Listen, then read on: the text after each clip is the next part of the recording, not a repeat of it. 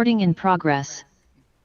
I will go ahead and call the Town of Essex Selectboard meeting for Monday, October 6th to order. Agenda additions or changes? Proposed change from staff. Sorry to jump Nope. in. Proposed change from staff. We had a few of you send in some corrections for the minutes, which were a little bit more detailed than just the spelling corrections or punctuation marks. So staff will recommend that we pull item 5A off consent and put it under business. Anything from the board? I agree with that. Okay. Everybody all right with moving that to 6E, and moving everything else down accordingly? If so, I would entertain a motion. Andy? Just to ask a question, or Yeah. should I wait till after discussion? Both sets of minutes, or just, Oh, good point. is the intent both? I think we're looking for both, right? Mhm. Yeah. Okay. Both. So move. Okay. Is there a second? Second. Thank you. Ethan and Shannon, any discussion? All those in favor, please signify by saying aye. Aye.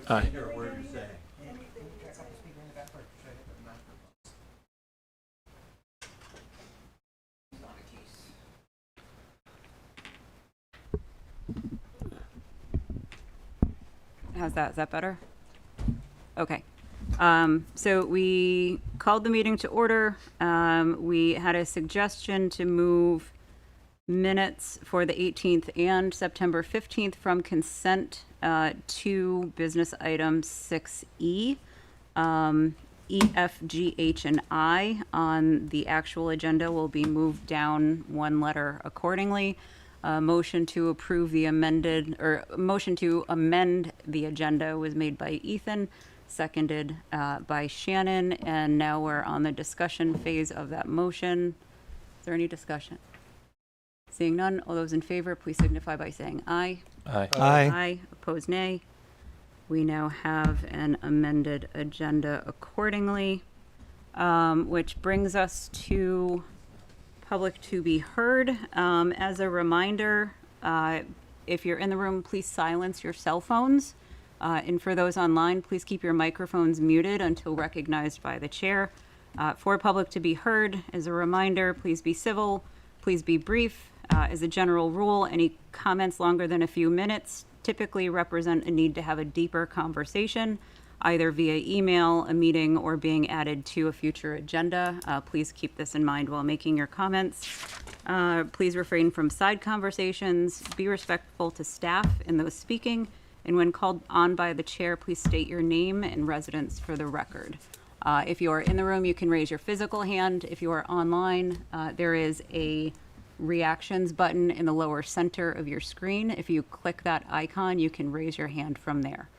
So if you would like to speak during public comment, go ahead and raise your physical or virtual hand. And online, I see Lorraine. Go ahead. Thank you, Chair. Lorraine Zaloom, 74 Center Road. A couple points. One, I picked up a story the other day, or today actually, out of Australia, in regards to AI and an audit. And one of the firms, the vendors they had hired, they found gross errors in the audit that was using AI. And they clawed back some monies because there were references to things that didn't exist. And I'm just wondering if that'll be on an agenda at some point, or if our IT department has any concerns about that, and if there's any policy discussions about vendors that we use and potential issues around that. My second issue, I think you all saw, there was in back, thank you, Greg, for the email, by the way, appreciate that today. I'm just really frustrated with our system in terms of understanding what the standards are for when a site request is asked of us. I didn't include this in the original email to the select board, but the first we learned of the request of a site visit was we received a cease and desist letter in the mail from the staff. accusing us of running a parking facility and business. And we bought this house from my father-in-law who passed from the family. And he used to be involved in buses, and he, for decades, had not only his bus, but many buses parked back there. The pad that we have back there has been there for decades. We didn't think anything of it. We freshened it up. That's probably why Annie saw it on the overhead, because we raked it up, and freshened up the gravel. So the concerns that we had to do with the build next door, which, by the way, we don't take an issue with most of the build. It's good. I don't have an issue with the neighbors. We have an issue with the runoff coming off from the roof. And that was my questions that were going unaddressed, was the runoff that's going into our right of way and pushing the silt fence over and eroding into our drive. And this has been ongoing for a couple of years now, and we're just extremely frustrated. And we also has been ongoing for about 5 or 6 years is the stormwater that we receive in our backyard from the highway. And the stormwater, there's a pipe, there's a drain that Dennis Lutz tried to help us with, and the state came out for AOT. We asked them for easement for the state or the town to please show us where the easement was that allows for that to happen, because we would like that closed up. And Dennis had other things in mind, and other things happened in it, and it's still dumping water, and it was never addressed. So I'm just looking for a way to improve our systems for issues like this. Also to just not have an aggressive first approach. We were open to having a site visit, because at some point, we want to get farm status, and we'd like to get a small greenhouse back there. And that's the area that we want the greenhouse on. So we're planning on doing it anyway. So we're pretty open to it at first, but it's the timing of the site visit and the aggressiveness at the outset, left us thinking maybe we don't want a site visit. So we don't really know what where we are legally in terms of saying no or not, and are these standards applied all across equally? And just the timing of it was weird, and just the way we got the letter was weird. So anyway, hoping that can be addressed. Maybe it could be an agenda item, or maybe we could have a meeting. I'm not sure where to go from here. Thanks. Thanks, Lorraine. I don't see any other hands online. I don't see any in the room. So with that, we will move on to our consent items, less letter A that's on the. I move approval of the consent agenda as amended. Thank you, Andy. Is there a second? Second. Thank you, Kendall. All those in favor, please signify by saying aye. Aye. Aye. Opposed, nay. Consent passes 5-0, bringing us to our first business item. 6A, consider approval of Essex Colonial Mart liquor license application. So this is a existing facility, but new owner. So the owner has applied for a second-class liquor license. Typically, we handle new liquor licenses under business as opposed to consent agenda. It's just an opportunity for the business owner to speak about their business, and an opportunity for the select board to read the admonition about taking liquor license seriously. No concerns from the police or the clerk's office, so staff recommends the second-class liquor license be approved. Is the applicant here?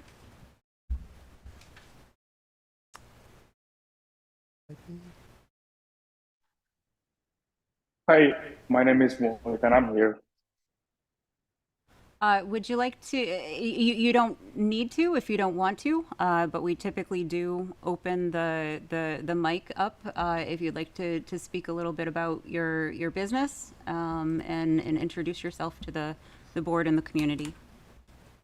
I have nothing to say, but it's good to see everyone here, and thank you so much and giving us an opportunity for having this. Okay, thank you. You're welcome. I'll bring it to the board. Shannon? Is the reason that this is out of the traditional pattern, which is, in the spring, is just because of the change of hands of ownership? Yes. Great, thank you. Ethan? Make the motion the select board approve the second class liquor license application for Essex Colonial Mart located in the town of Essex. Thank you, Ethan. Is there a second? My second. Thank you, Shannon. Any further discussion? Seeing none, all those in favor, please signify by saying aye. Aye. Aye. Opposed, nay. Motion carries 5-0, and we do read the admonition, so I'll do so now. The Select Board takes issuance of liquor licenses very seriously, as should the area establishments that sell alcohol. We expect you not to serve minors, nor anyone who is obviously inebriated. We thank you for doing business in Essex and wish you a successful year. Thank you so much. Thank you. And that brings us to business item 6B, consider approval to authorize town manager to accept VTran's grant for design and construction of the multi-use path along Vermont Route 15 between Orleans Road and Vermont Route 289. Let me jump back to that agenda item. Hi, Kent. Hello, good evening. My name is Kent Johnson. I'm the town planner, and I'm joined here. My name is Brian Davis. I'm a transportation planner with the Chittenden County Regional Planning Commission.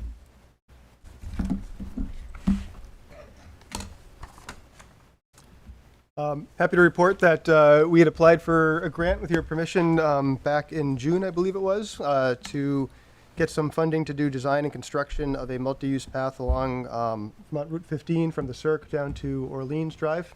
Happy to report that the state approved that grant application in full, but we're bringing it back to you to consider acceptance. Staff recommends that we do accept the grant. It's a big connection. It's a big link that has been identified as a high priority item for the town for a number of years. Kent and I were talking earlier today, and I think it's been 2008 you said it was originally identified, and I believe Regional Planning Commission has it high on their priority list. So Yes. Kent and Brian can speak more to the priority and where it sits, but just wanted to bring it back to you and highlight the project, but also give you an opportunity to ask any questions and decide if you want to move forward with accepting the grant.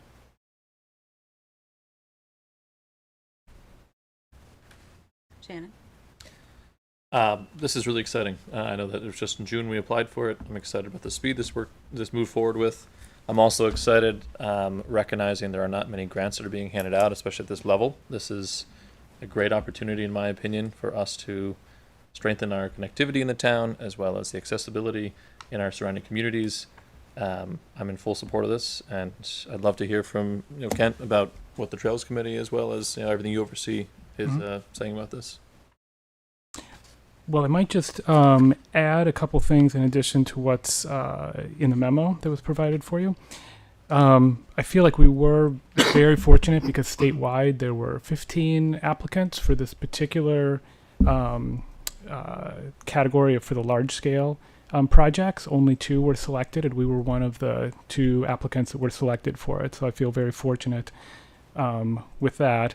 I did want to mention that, as was stated in the award letter, that 92% of the project's federal funding, which comes through VTrans, is part of the Infrastructure Investment Jobs Act carbon reduction program, which funds projects that are specifically designed to reduce transportation emissions by focusing investment on bicycle, pedestrian transit, micromobility, and fleet electrification projects that are in alignment with Vermont's clean carbon reduction strategy. So there's that piece of it.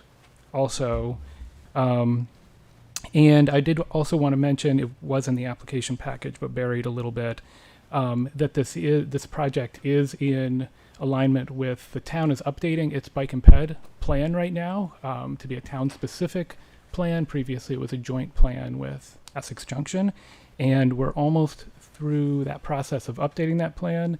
And one of the highest priorities, if not the highest priority, is this path project.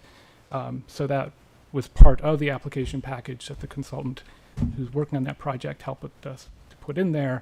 And that's, we were realizing as part of that, the development of that plan, that Route 15 is really the key area that we really need to try to improve for walking and biking in Essex. That's really the most important spot to focus on.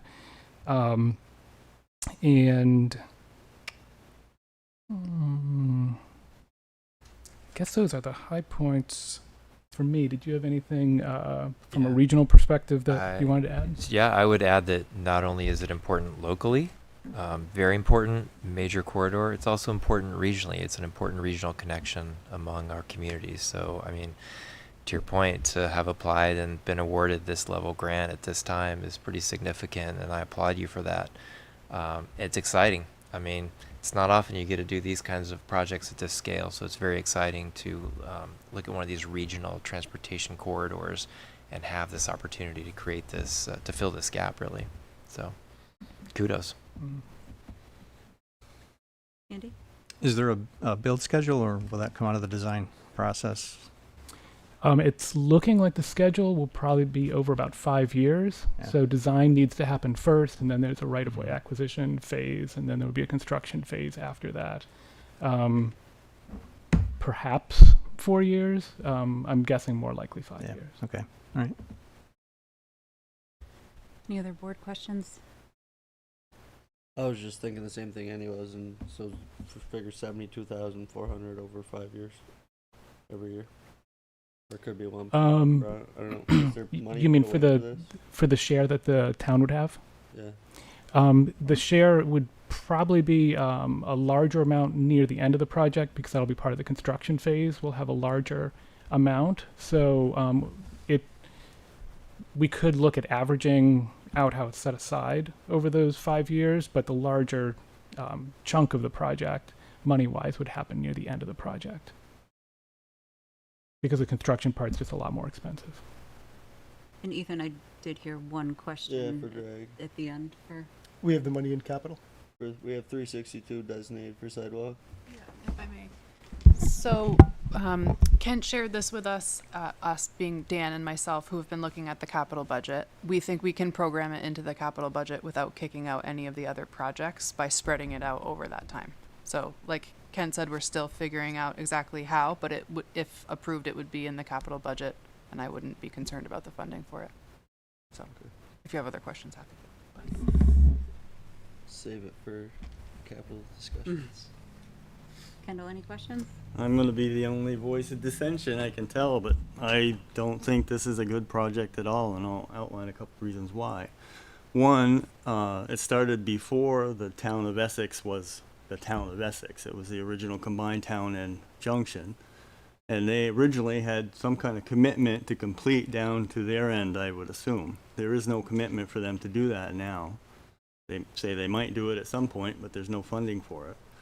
I'm also curious too, that section of Route 15 is one of the best bike lanes on either side.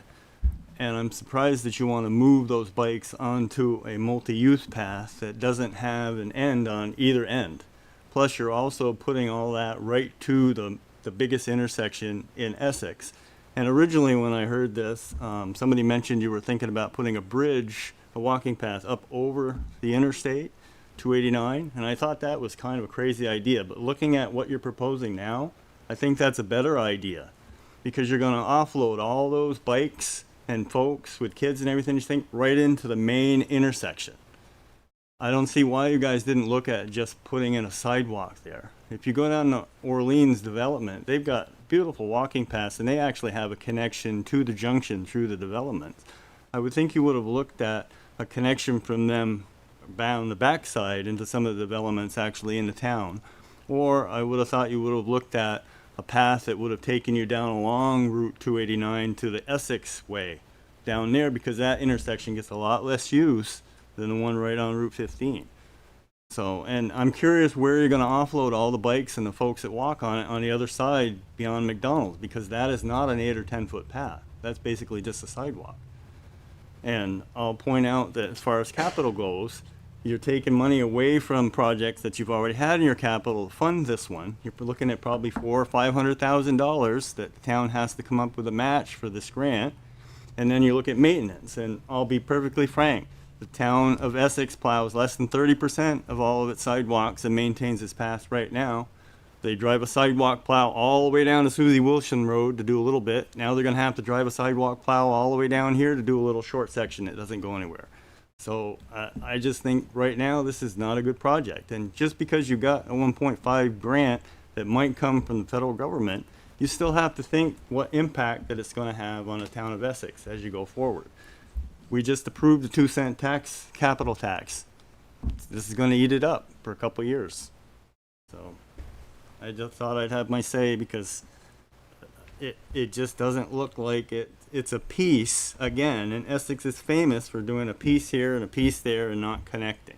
And I just couldn't find where the connection was going to be this way. You're going to actually dump off up by Orleans onto the worst section of Route 15 where it's actually narrowest as you go up over that hill down into the junction. So that's my say. So I'd be happy to answer a couple of those questions. One, it was essential when we first were filling out the information for this grant that we already had money for the match in the capital programming ahead of time, or we wouldn't have applied for the grant ahead of time. So that was already programmed in there, which was really helpful. For the project, for the particular application, it's looking at doing the shared use path on the side, but the bike lanes will still be happening on the road as part of a separate effort. So it won't be without the bike lanes. So faster traveling bicyclists can still use the facilities on the road, and then the path would be for people walking, scootering, strollers, walking their dogs, and biking at a slower pace where they want a more comfortable environment or they're riding with their kids. The scoped project is the whole length going from where the path ends up by the McDonald's into Essex Junction to where their facility starts. When we were looking to apply for the money, since Essex Junction did not already have any funding programmed that could go toward the application, and because the application was so large, we wanted to try to segment it into 2 different projects. So we found a logical end point at Orleans that we can have the project going from where the path ends up by McDonald's to Orleans, because VTrans wanted to see a good beginning and end spot. So we didn't go all the way to the town line because that would have just sort of been an ending without an obvious connection point. So the second, so that formed the first phase of what we're doing. The next phase will be to do that remaining 1,500 feet or so that would include the town and Essex Junction. Talking with Essex Junction, they're interested in doing that. They had actually a really nice support letter from their Bike Walk Advisory Committee as part of our application package. And I've been in touch with Essex Junction about trying to come up with a strategy for doing the remaining amount. What we need to do at this point is make sure we have a good cost estimate together. We need to look at getting the matching amount programmed into upcoming budgets. That can happen later. It needs to happen in a way that we can afford it. But this was an opportunity that we had to get a big chunk done. And now we need to come up with a strategy for getting that end piece that both the town and Essex Junction are really interested in seeing, because we don't want to see a gap left there. So we'll try to get that done as soon as we can. Okay. Shannon? Just building off of that, can you just publicly state how this path doesn't end at Orleans? At Orleans, I believe, has pretty extensive sidewalks and different things that then connects into Fairview or whatever it is that then connects into the path. Is that correct? That's right. So this made a logical ending point, because over at Orleans, that then connects back into the neighborhood. There's an existing path over there that people can connect around on. That made a more logical termination point than continuing any further down Route 15. Also, we were interested in keeping that segment, as trying to split up that overall distance in about half to try to keep this first amount as small as we could. We realized this is a pretty big amount of money for asking for VTrans for, and it was getting at kind of a maximum amount of what we'd be able to afford the match for also. So that really helped that we had Orleans as an opportunity to stop there. Ethan? Yeah, I just got excuse me, I have a question. You said that the money was programmed in order to get the grant, but then you said that the money had to be figured out how to be programmed into the budget. So which is it? So the project's broken up into 2 phases. We have the money programmed for How our much match is that? that we need, like The initial match? 380 something or 360 something. And that- The amount in here. 60,000. We have. And that's Okay. in there from last year's capital as Orleans sidewalk project approved by the select Route board 15 sidewalk project, yeah. for 385,000. No, it's spread out over multiple years. Okay, so the money that was put there last year was what, $35,000 if I remember right? I could look into it, I don't know. off the top. Okay, well those are very important facts to have for this conversation, in my opinion. For the remaining, Because the money has not been committed by the select board. That's an inaccurate statement. The money may be in the capital, but Right. it has not been designated by the select board. It still needs to this fall. That's, unless I'm wrong, but I took a look back and I didn't see anything that showed Yeah, the select board Route designating 15 has been on the capital in small plan. chunks, However, along with the salt shed. But what's before us this evening is whether we would agree to pay the local match, and then those details would get, I don't want to say figured out later, because it's more intricate than that, but Right. we do have the funds set aside, as Karen said, in the capital budget, without impacting other projects. But yes, that would be a conversation of what to allocate during the capital conversations. If I may, Tracy. Yeah.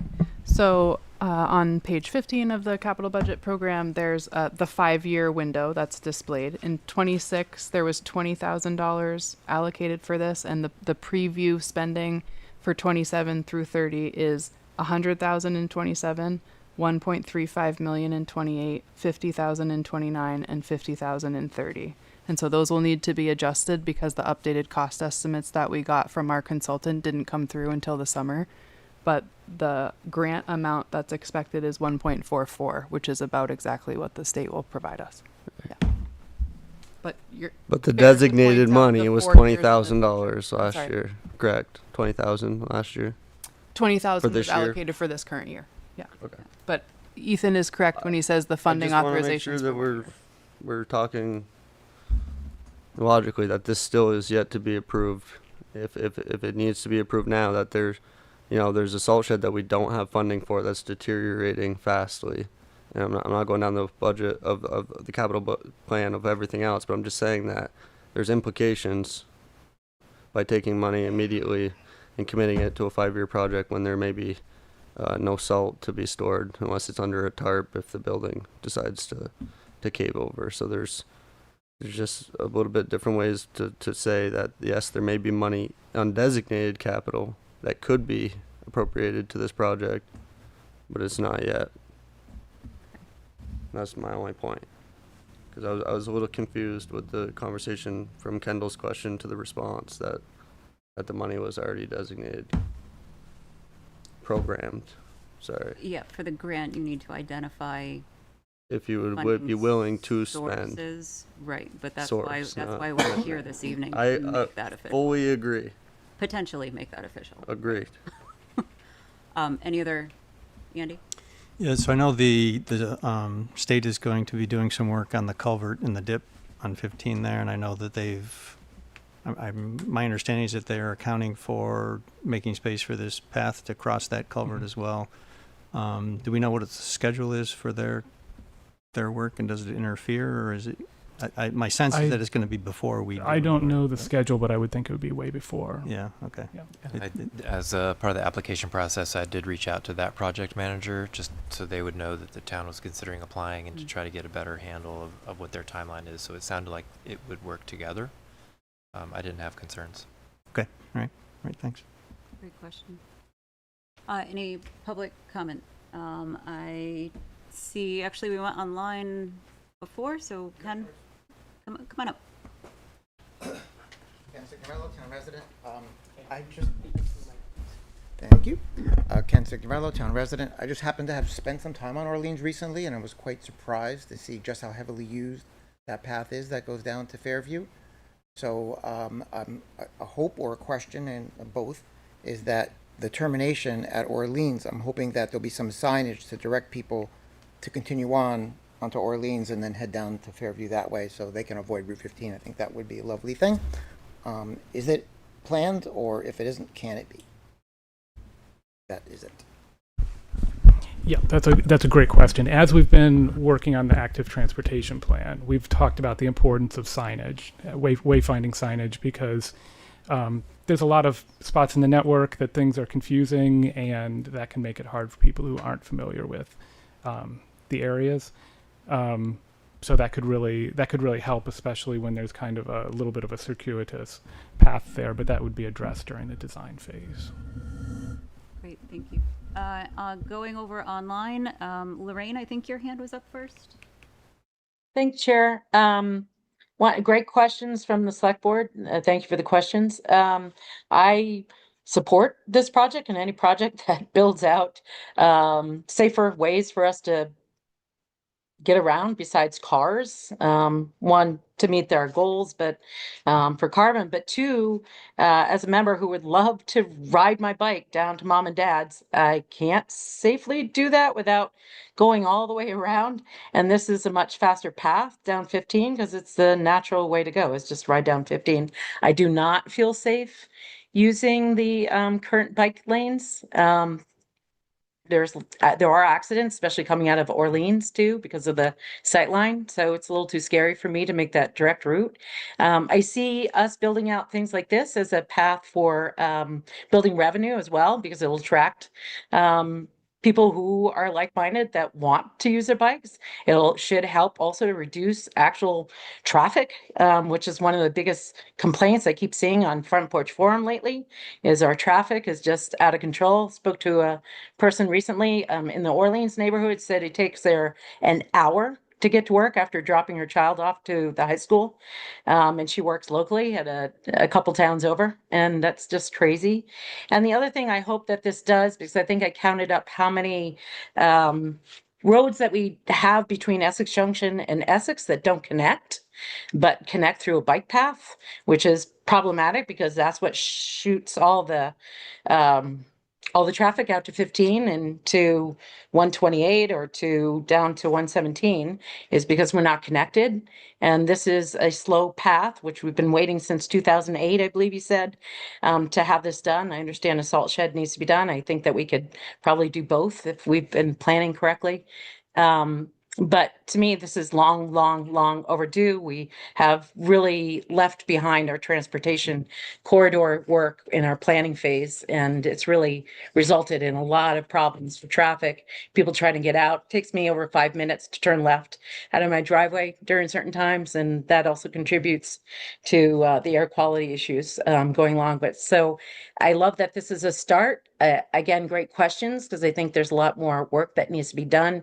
But I hope that we approve this tonight to at least get it started. And my understanding of grant work is even if you do accept and approve it today, that doesn't necessarily mean that you need to go forward. If you find some other thing that happens that you don't, like maybe Essex says, no, they're not going to want to connect. But this is just so long overdue. So thank you. I really appreciate the work of the staff for getting this done too. Great news for us in Essex. Thanks. Thanks, Lorraine. Next up, Lois.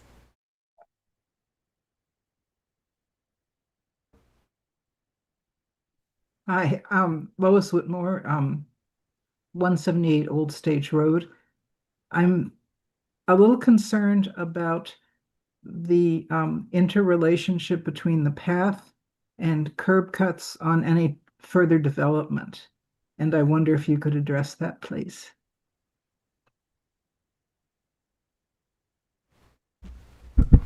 Sure. Where the path would go across the curb cuts going into individual houses across where it would cross driveways, it would need to be built to the same standard for the path across there. So, it wouldn't be at a steep cross slope or something awkward like that. If a driveway was already steeper than the cross section of the trail should be, then there'd have to be a spot that would be adjusted. So people using the trail don't all of a sudden tip sideways.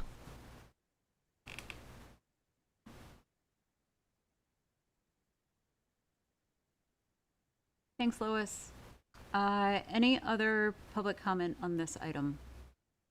think Patty Davis is. Patty Oh, Davis is here. Patty, your hand's back up. Go ahead. Oh, sorry, I hit the wrong button.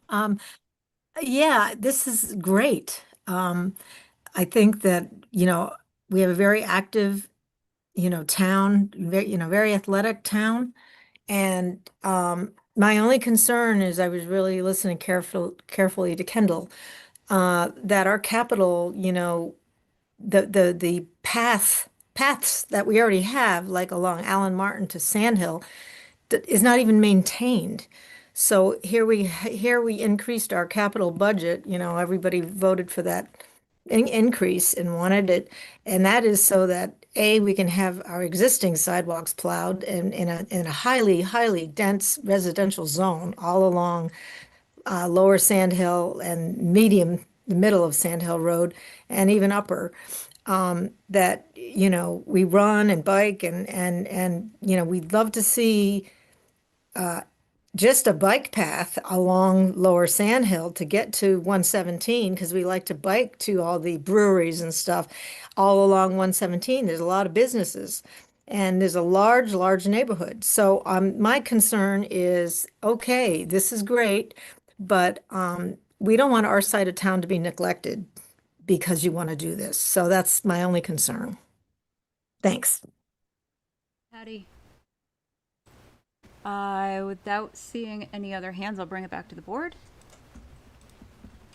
Final questions, or Shannon? Are you ready for a motion? Yes.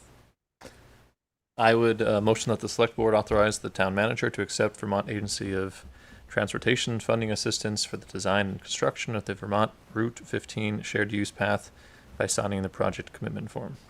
Thank you, Shannon. Is there a Second. Thank you, Andy. Any final discussion? All those in favor, please signify by saying aye.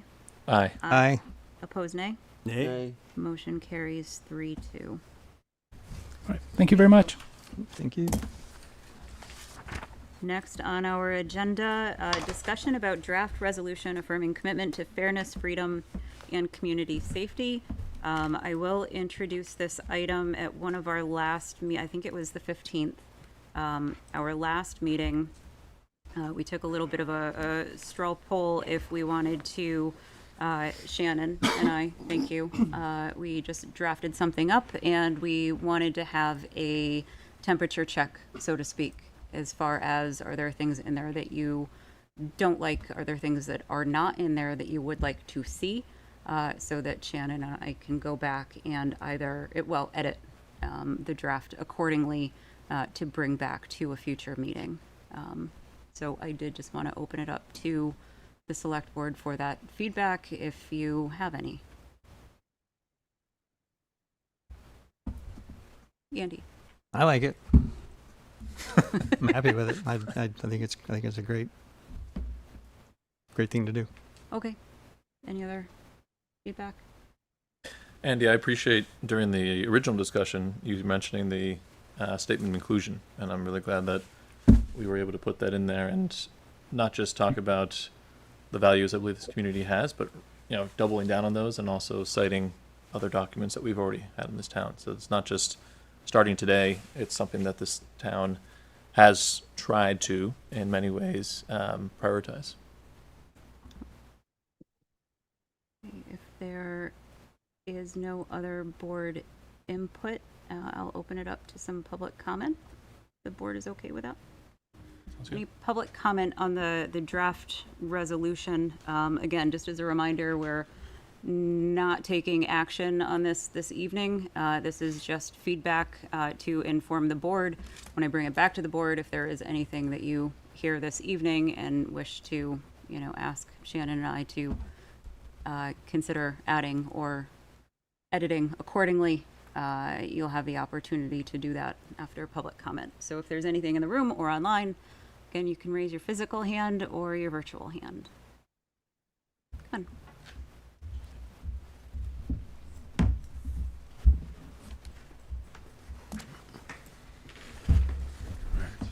Hello, everyone. Julian Ugetti. I'm on Bashaw Drive. First of all, I want to thank you guys for putting this together. We really appreciate you taking it up. kind of happy that we're not voting on it just yet. We would love to see it have a little more teeth. I think the reason we feel this is an important document is, I mean, the context in which we're currently living, and it felt a little absent of specifics, which I think would make it a stronger statement. So Sue has a amendment proposal that she would like to read. So thank you for your time. And I'll be happy to email these to you. So the amendment reads, whereas immigrants, including Palestinian immigrants whose home is in Vermont and who is attending Columbia University in New York, have been singled out and arrested for their speech by federal government and held in detention for deportation in violation of First Amendment rights. And we reaffirm our commitment to the principles of free speech, due process, and personal freedom as core to both Vermont values and American democracy, and reaffirm support of the constitutional right of all people, including citizens and immigrants alike, to express their view freely without fear of arrest, imprisonment, or deportation. Thank you. And I will be emailing this to you. Perfect. That was going to be my next question, if you could email that. Absolutely. Oh, and Sue Ugeti, 8 Basha Drive. Thank you. Can I ask a quick question? Sure.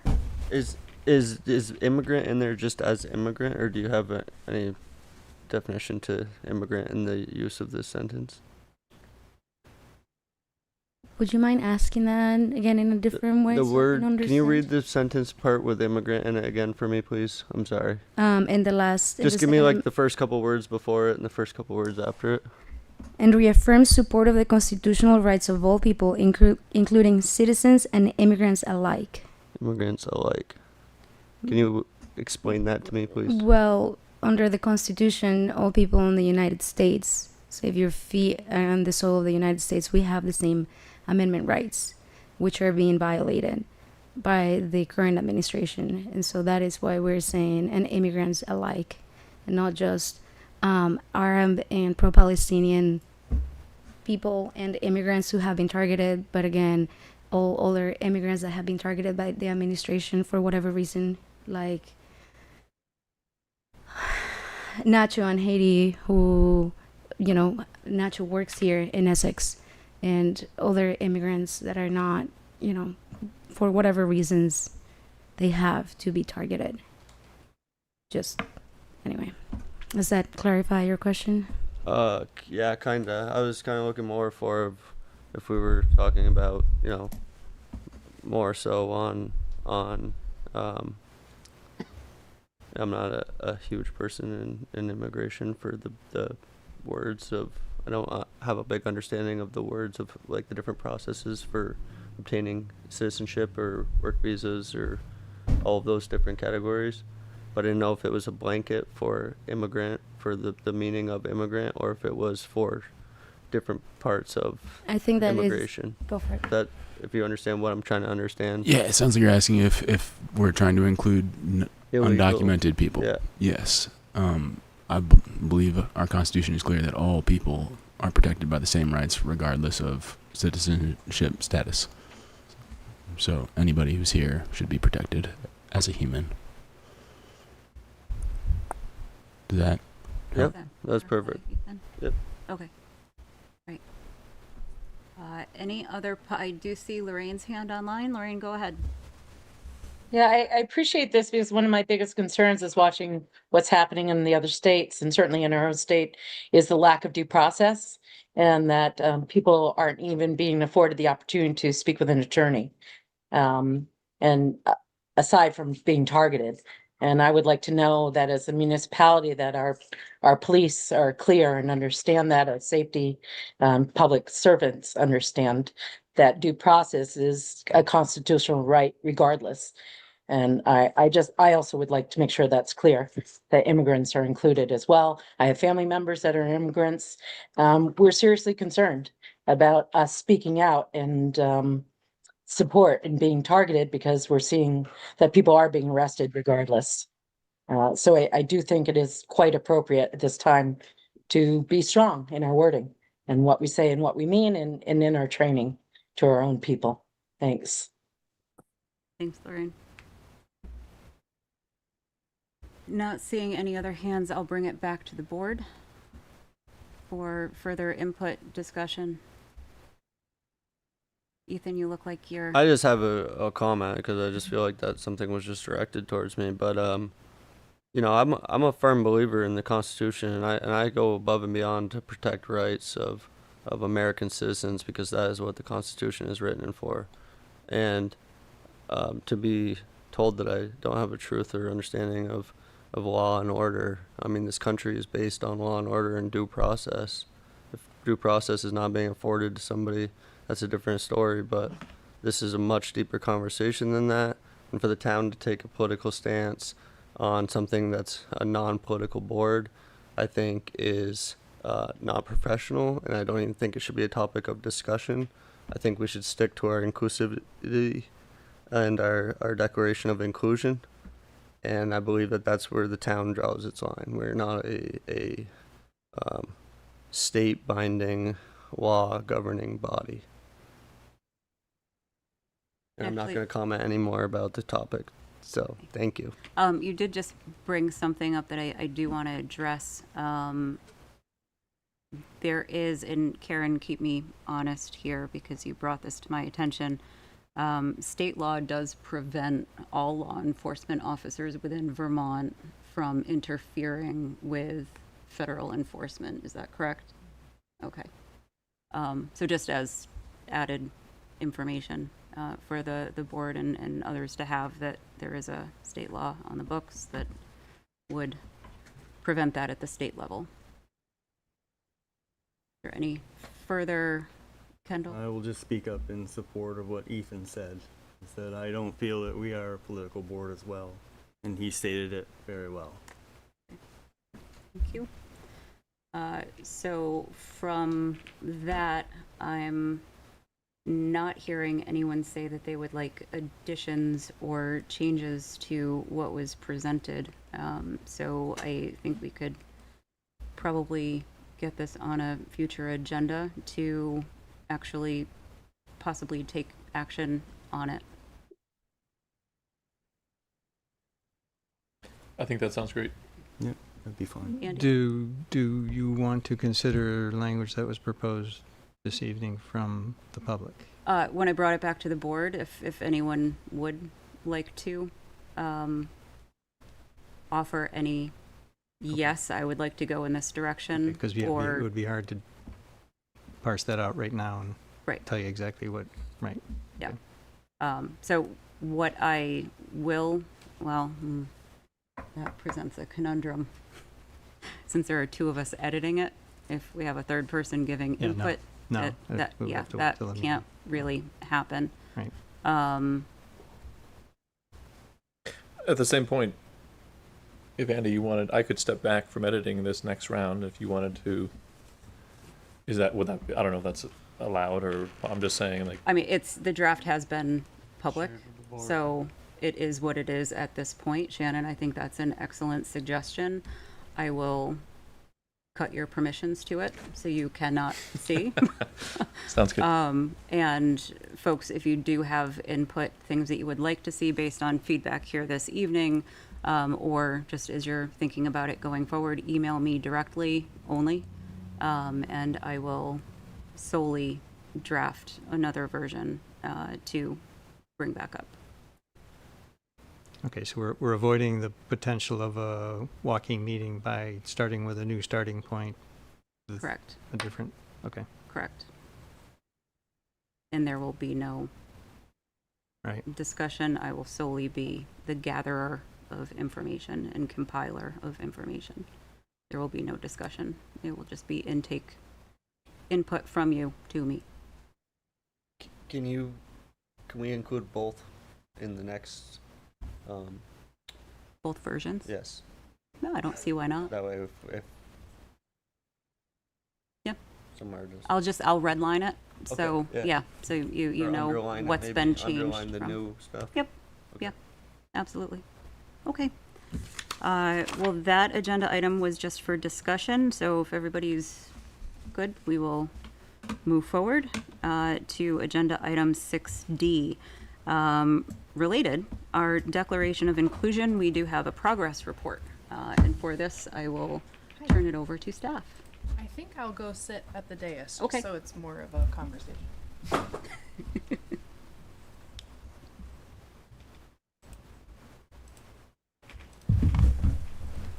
Hi, everyone. My name's Karen Adams. I'm the deputy manager here for the town.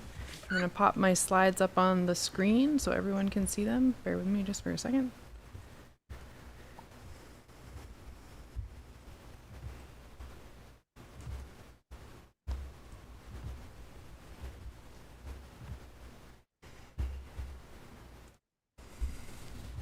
All right. Perfect.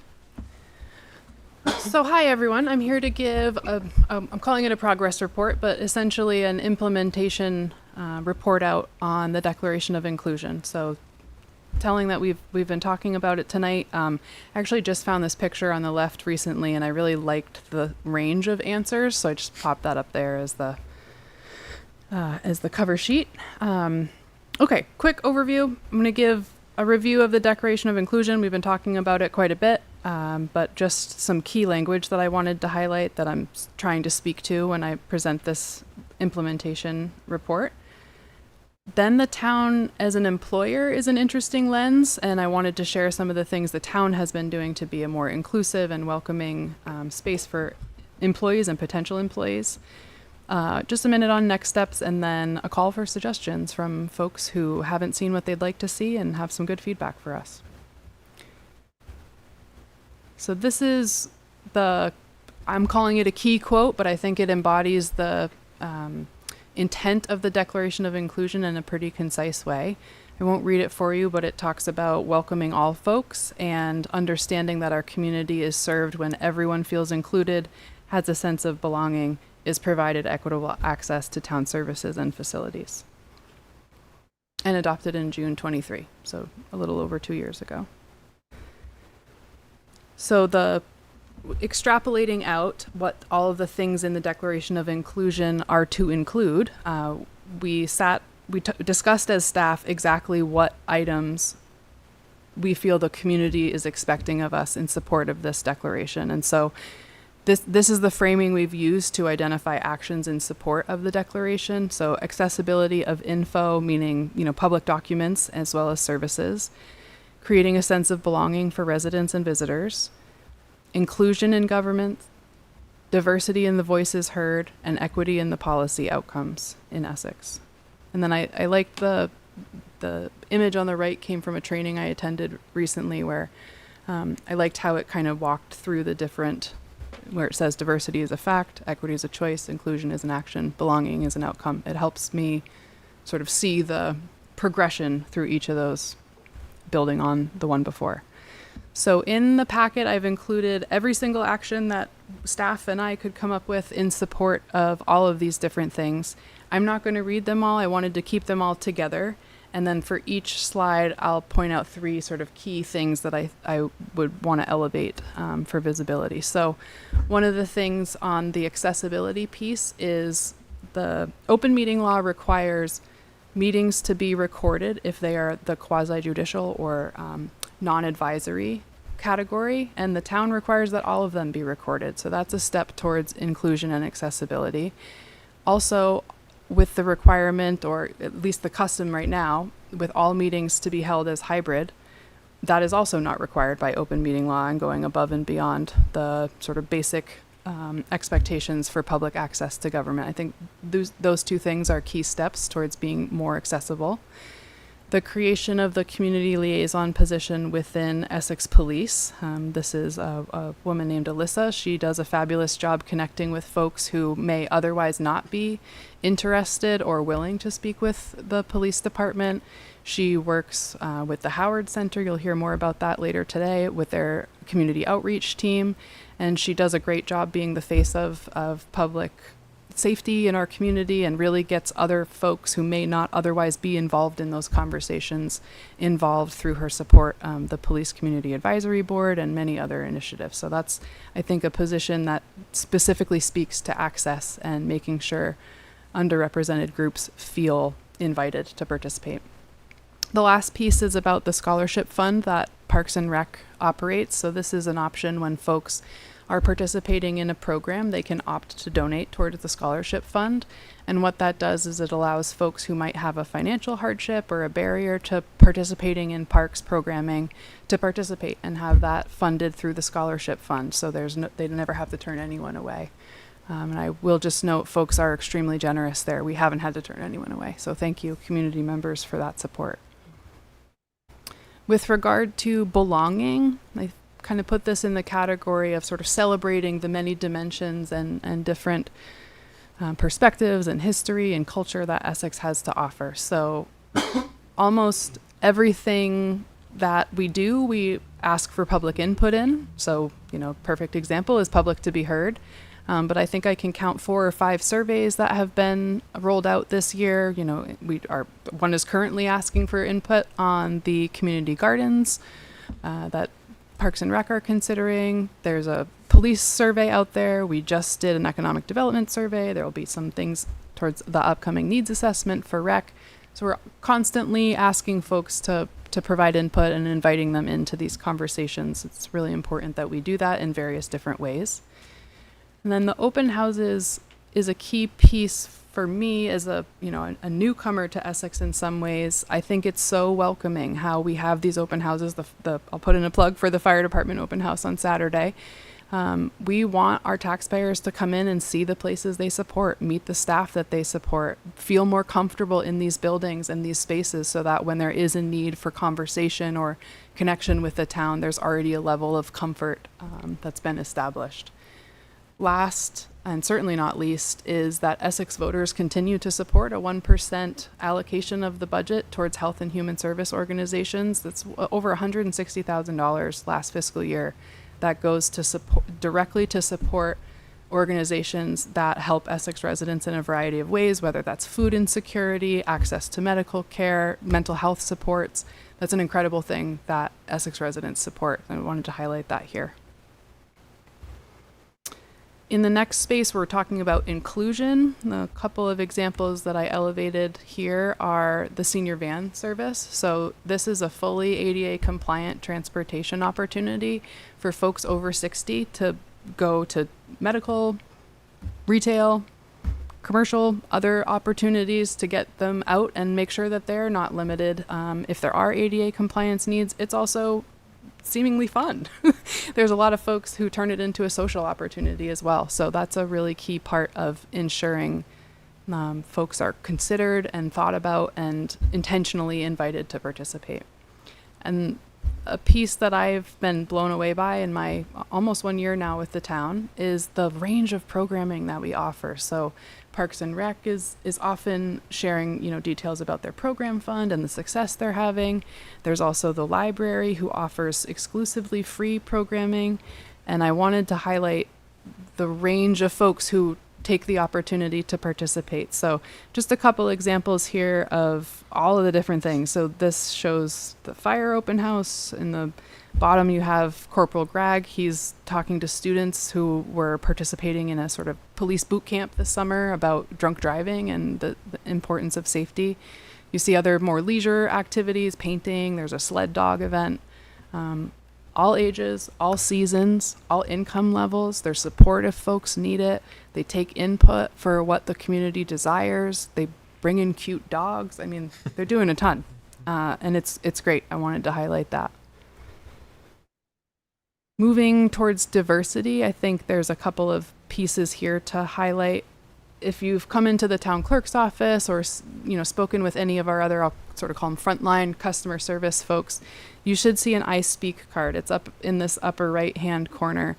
It has different languages on there. Folks can point right to their native language and we can work with them to get a translator or get other supports that they may need to recognize all of the different languages that are spoken in Essex. I was at a training recently, and they said 1 in 10 residents in Chittenden County is a non-native English speaker. So if you apply that to Essex, we've got over 1,000 folks who were not speaking English as their first language, and so we need to be able to respond and meet those folks' needs. And so that I Speak card is the way to start that interaction positively. I also wanted to highlight training for police. We're very lucky that our chief is really focused on training our staff to be, sensitive when they're responding to calls, working with community outreach, involving Alyssa, understanding appropriate ways to handle race-based incidents, hate speech. There's been a lot of training on recognizing cultural differences, or even how to pick up on the fact that someone might have a hearing loss issue or some other barrier to complying with an order that isn't just insubordination. So a lot of great work being done out of police to recognize the wide range of folks that they serve every day.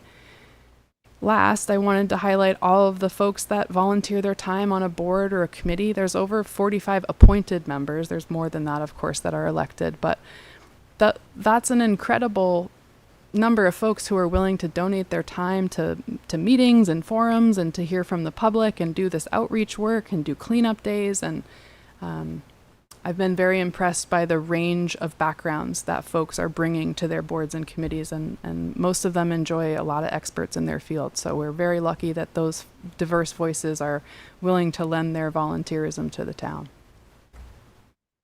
And last is equity. A lot of stuff going on here. The Community Justice Center, their whole goal is promoting justice for those that have been affected by crime. They try to bring the accused and the affected together to have a conversation about that harm and how it can be remedied. And in speaking with the Community Justice Center, they've shared sometimes that's the only time where a perpetrator is held accountable, because in court they don't have to speak, they don't have to take ownership, and so that's a really powerful way for folks to feel like they have a voice and the harm that was done to them they're in charge of what that solution looks like, at least in the ways that the Community Justice Center can support. So wanted to highlight that work. We also try to make it as easy as possible for folks to report any concerns they have, whether it's an ethics concern, an open meeting law concern. There's a very clear way to ask for accommodations on our website, whether that's to a public meeting, to a meeting that's happening just with a staff member. We have ways that folks can request alternate agendas or meeting materials, all sorts of things to try to meet folks where they are. And then I wanted to also highlight the ADA compliance work that Public Works has been doing. Erin was sharing that last year they spent over $50,000 improving the rumble strips as you approach the traveled roadway, which previously weren't on our sidewalks. That's a really important thing for visually impaired folks to understand that they're on the edge of traffic. So significant upgrades there. I think there's another $60,000 planned to invest in fiscal year 26 on those items. And last, the library is such a fabulous space. It provides a free, welcoming spot for folks to just be. They don't have to pay to be there. They can try movies, they can try books, they can get a recommendation from one of our fabulous librarians. The Library of Things allows folks to rent snowshoes and a ukulele and laptops and a hotspot and get advice on how to do their resume. And they're fabulous over there, and it's free and it's accessible to anyone. I really think that's an important thing to remember in these days where everyone is feeling the squeeze financially, that there's no barrier to entry there. Everyone's welcome, and there's all sorts of things that might improve your life that you can get for free.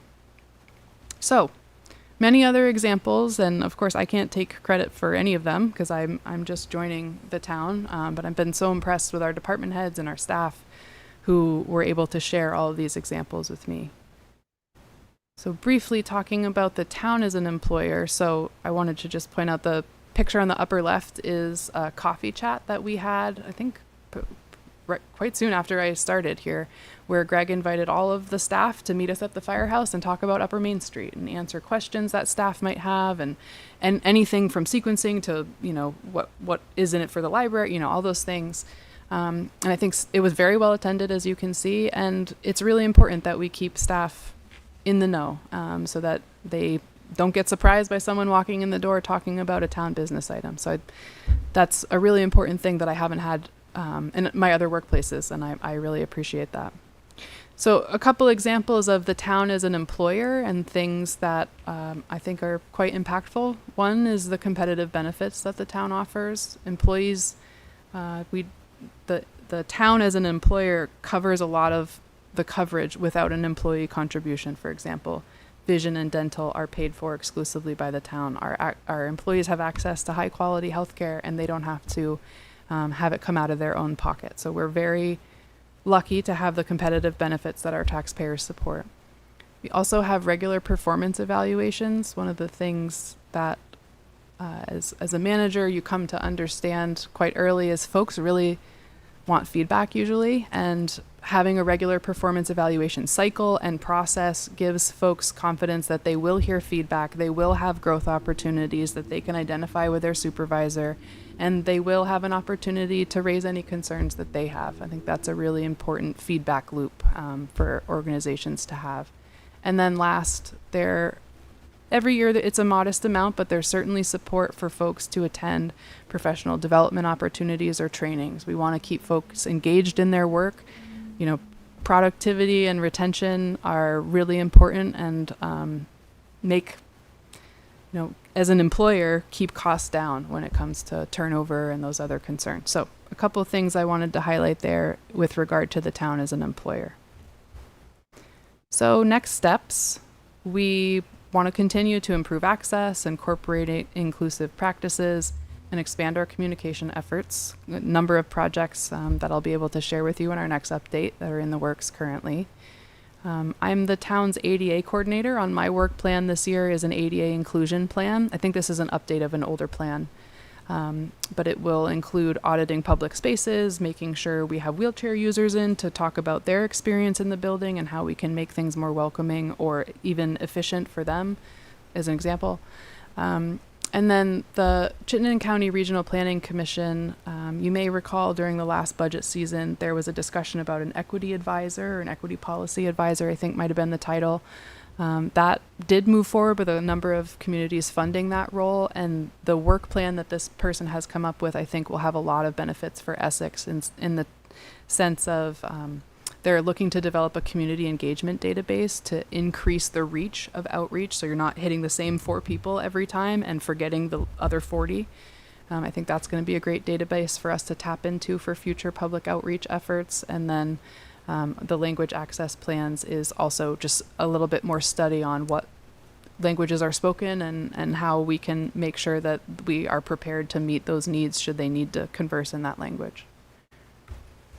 Also, this is a phrase I heard at a training long ago. I don't know who to attribute it to, but trying to work on this with the philosophy of nothing about us without us, right? So we want everyone to be considering how we can make their experience, again, inclusive, welcoming, how we can contribute to their sense of belonging here in Essex.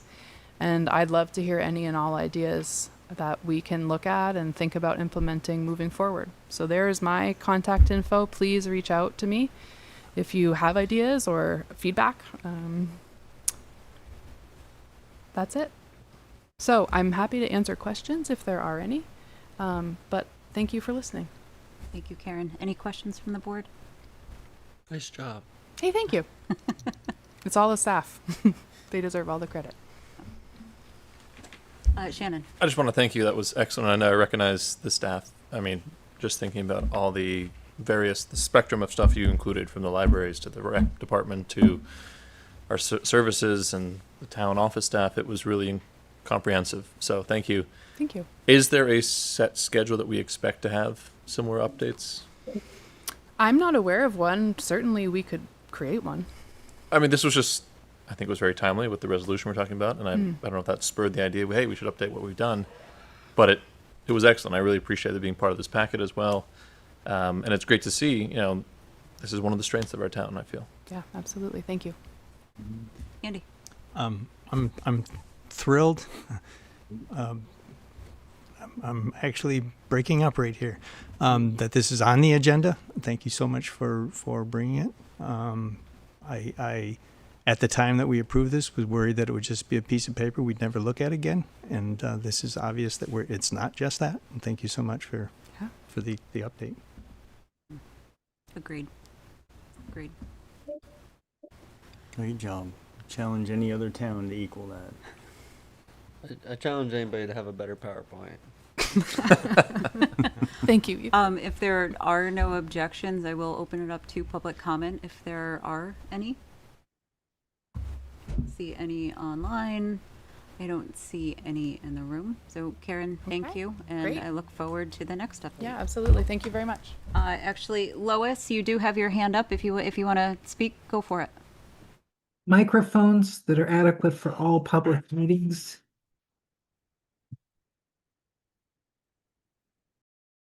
No. Lois, would you mind telling us your comment that I saw pop up in the chat bar too, please?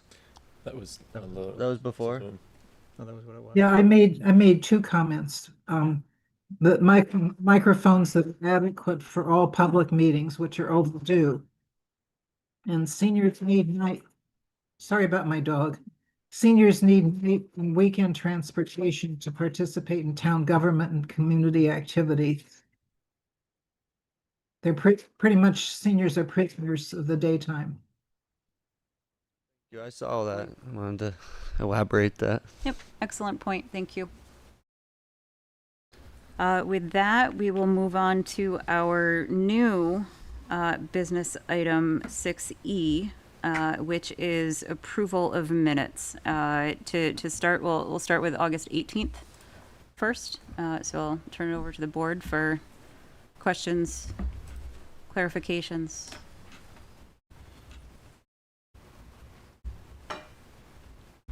I think you may have had the most substantial edits to these minutes, Tracy. Oh, to the 18th? Yes. Let me, all right, yeah, to the 18th. I know I had a lot on the 15th. But on the 18th, yeah, starting out, line 46, Dwayne Millar Barlow's name is misspelled. It's D-U-A-N-E. For line 78, they saw the actual, a question, the actual curb stop wasn't removed, was it? I think this was the corporation stop. Recall that the barn needed to be removed from the corporation stop. That's how I remember the conversation, and the barn being removed from the corporation stop is repeated again on line 89. So I think that's the accurate comment. On line 82, it was stated that the quote barn is currently not holding events, end quote. I just wanted to clarify that there were still events that were already scheduled that were still happening. And on line 115, the phrase said that. It's in the strikeout language, but it's also in the added language. So we would just want to remove one of those said that's. And that's what I had for the 18th. Were there? Tracy, what was the last line you had? Oh, 115, sorry. And that's all I had for the 18th. Did any other board members have edits? This is for the original, the August one? Correct. Yeah, I just had the said that. I also just wanted to, I don't know, was this done by staff to bulk this up, or was this done by the service that bulked the minutes up? Excuse me, the edits were done by the person who, our recording secretary who does the minutes. I reviewed them to put in a couple more edits. The ones that I put in, I think, are in blue, but it was mostly the recording secretary that we use. I know we're discussing another item is going to be about the quality of things we want from minutes and different things, but I think that especially for issues where there is extended debate, I believe when we first spoke about this, it was for the better part of an hour. I would like to see something of this magnitude of detail for clearly depicting what happened in that moment. For certain items where it's a very clear unanimous consent passed and things like that, it makes sense. But I loved this level of detail for this edit. Okay. Yep, and we'll get more into the... I'm jumping ahead. I'm yep. sorry. Compliments where compliments are due. Yep. Any other edits? Or I know I had some questions in mine. So I'm not sure if anyone else had questions or absolute edits or this was wrong, this needs to be corrected. I'm not seeing any. You're forming one. Go for it. When you say question, I mean, we're not talking about the topic. We're talking about the record, correct? Yeah, we're talking about the record. Okay. So like for one of mine, it was like the actual curb stop, like the corporation stop at the curb wasn't removed. It was the barn was removed from the corporation stop, which was repeated on line 89. So line 78, at least to me, that was pretty straightforward, but I wanted to get input from others.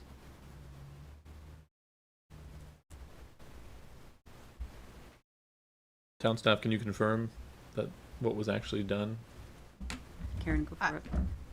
I can't confirm what was actually done, but I can offer that curb stop is often used interchangeably with the term like service line.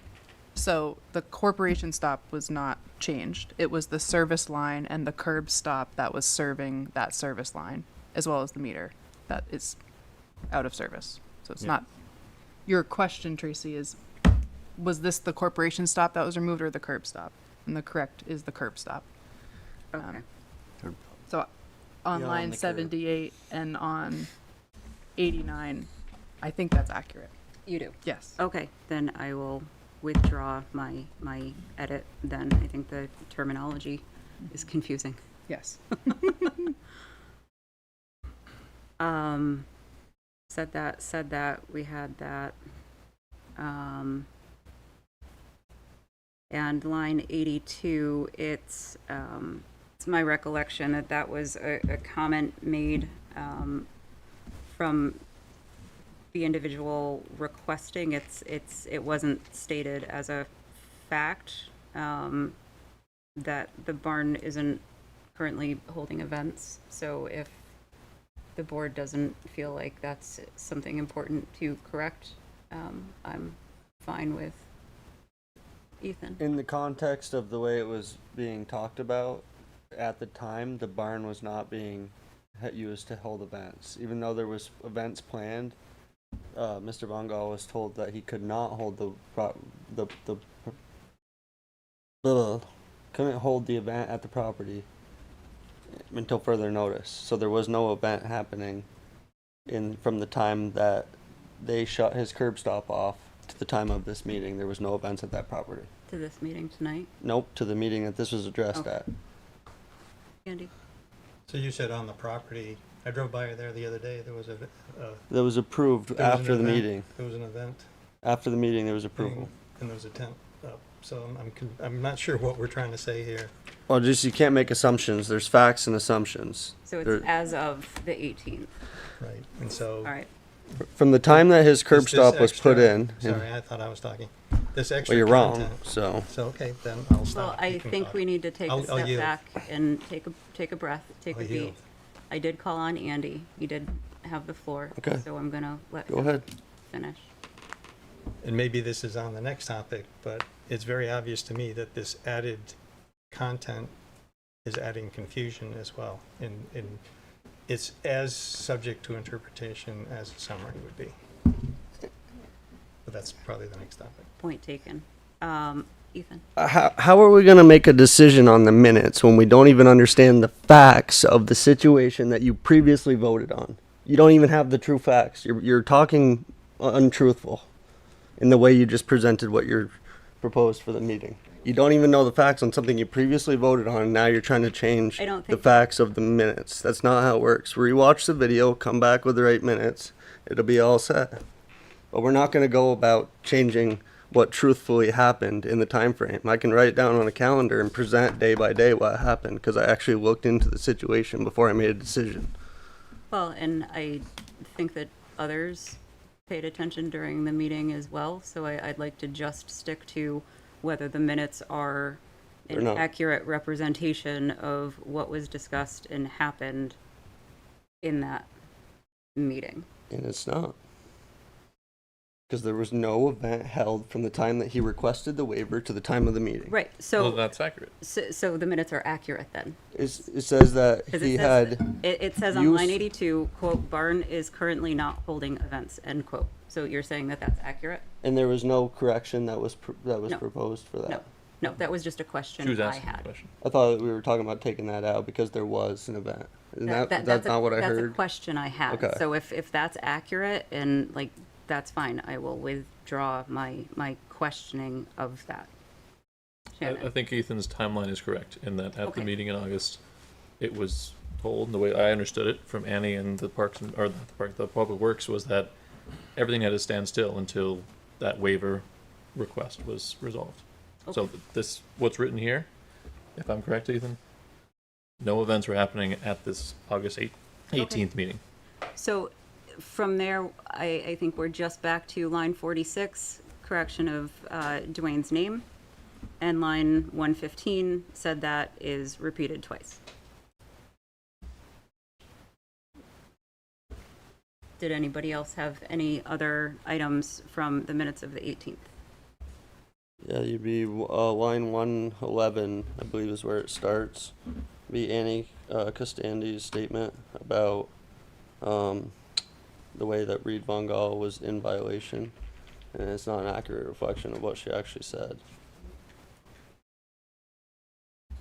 about his multiple violations and untrustingness of him to do the right thing. No opposed. He is in violation of a previous approval. I do remember her saying that. The 2018. There was more words in the sentence.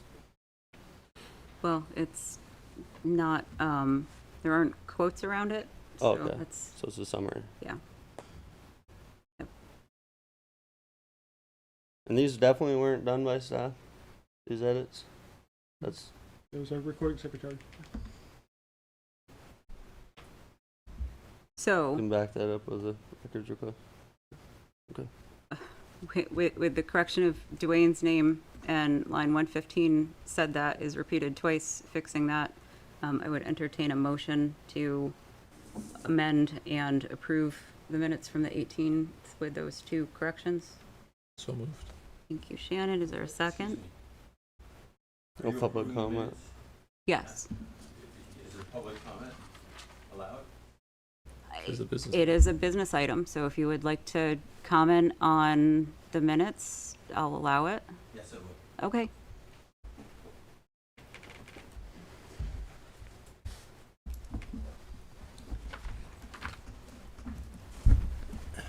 Reed Von Gaal from 61 Old Stage Road.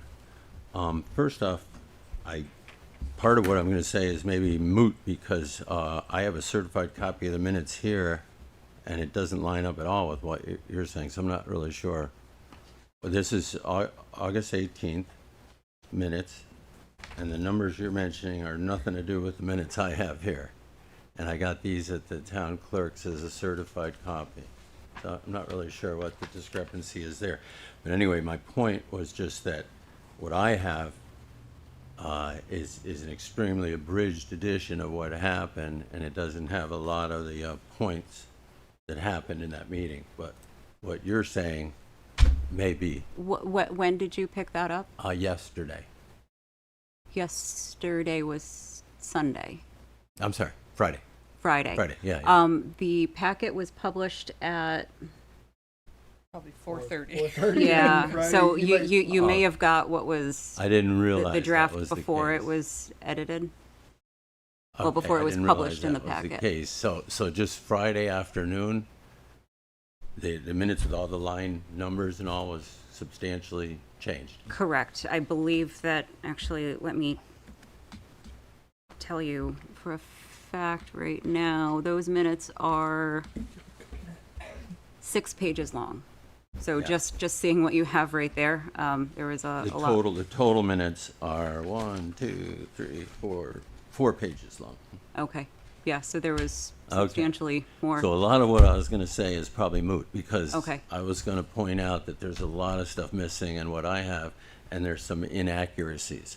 So I would ask that they don't get approved until I could take a look at them, because the reason that I feel it's very important that the minutes are accurate is because I am appealing the decisions that the select board made on the basis that they're punitive and they're inaccurate. What Annie had said was not the truth, and I have that documented in some of the things that she said, and I am appealing it on that basis. And it was very clear that from what she said, Greg's recommendation and Kendall's vote was made on her basis that I was untruthful and so forth.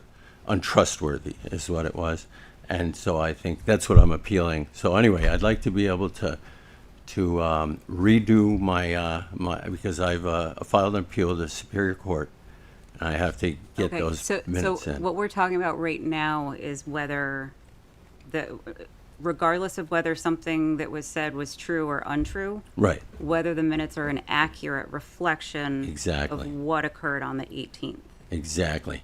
And I have not been able to look at them to see if that's the case, because I was under the impression the minutes that I got certified on Friday were the minutes, the draft. I mean, it was a draft. Okay.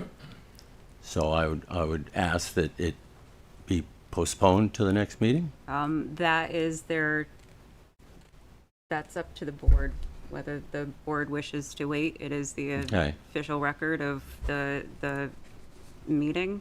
Right. So if the board would like to wait for approval, that is their decision to do so. I will also point out that we're kind of on borrowed time here. We are statutorily obligated to approve minutes at our next meeting. We're now at the meeting after the meeting, which we were supposed to. Well, so what we were supposed to do in the interim was look at the minutes, go back and watch the recording, make sure that as a board, there were members on both sides, for, against, make sure that we are comfortable with the minutes of our meeting to make sure that it reflects what actually happened during that meeting. Okay. Well, there are a few items, should I go over, that it does say that are inaccurate? Sure. Just, I'll also point out, even if they were inaccurate, if that was what was stated. it wasn't what was stated, Okay. that's why it's inaccurate. The recording, the minutes are not accurate to what was stated. Actually, I'd have to check what the minutes are now. I mean, it might not be the same, but I mean, it says, I applied and received a conditional use permit to do events in the barn. That's not the case.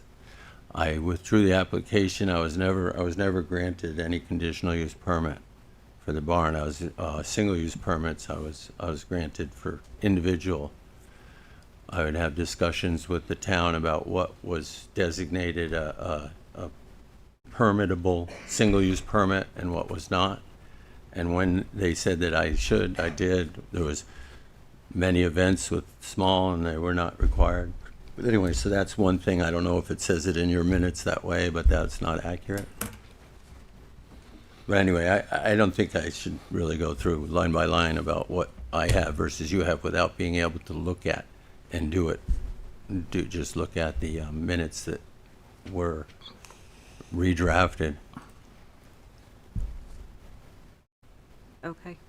Anyway, so that's my request, is that it's very important to me that the minutes are accurately reflect what exactly happened, because it's the basis for my appeal.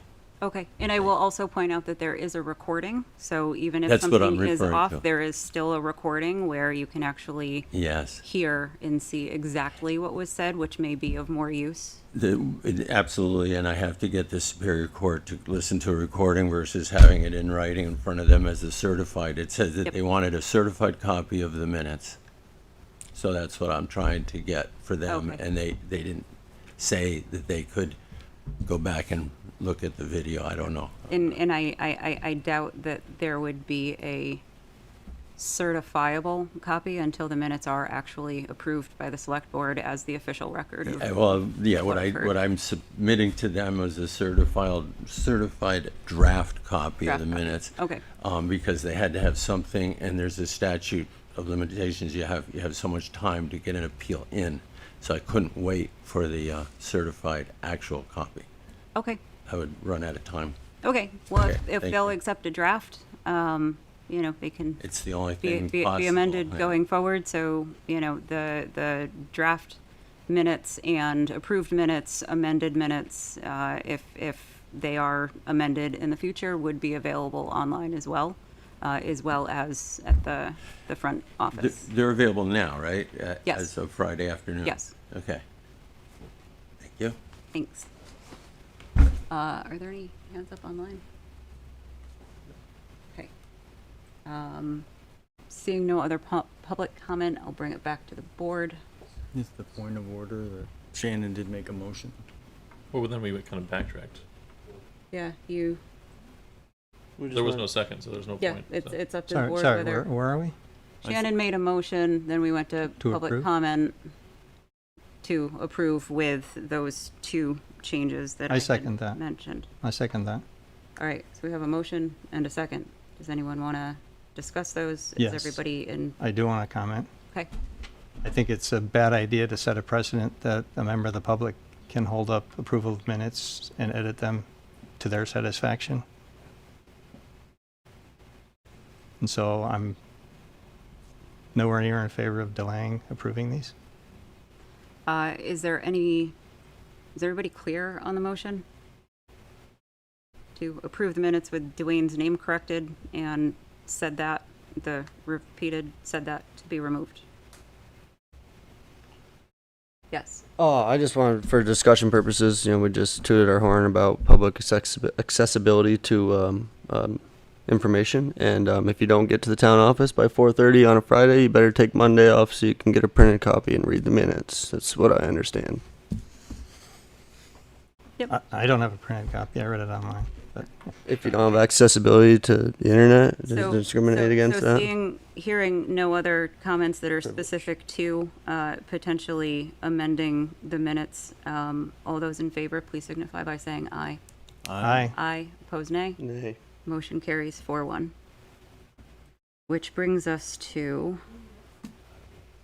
let's see here, where are we? September. Now we get to talk about the real estate. 4-1, so now we're going to September 15th. And yes, I did have some fairly, I'll just start with mine to get the ball rolling. If we can just do a find and replace of Tracy, Tracy with Tracey, that would be appreciated. Lines 34 and 35, Flurry is not Flurry, Fleury. Line 118, it's stated, quote, members that can move to do this are members who voted on the voted yay. That should read on the prevailing side. This means that someone who voted nay would need to make the motion to reconsider. This is further clarified on line 147. I had also commented that a motion to reconsider should be based on new information that may alter the turnout of the vote.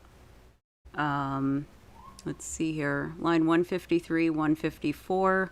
I do not recall saying to solidify that with a vote this evening. I indicated that should the board want to have the ordinance updated, that DPW is already working to identify potential changes. In item 6, it seems like that should come after 7. Is the motion to suspend rules is in 7, but it's talked about in 6. So I don't understand how in 6 it can reference a motion that was made further down. Line 220, Gill Flurry should be Hill Flurry.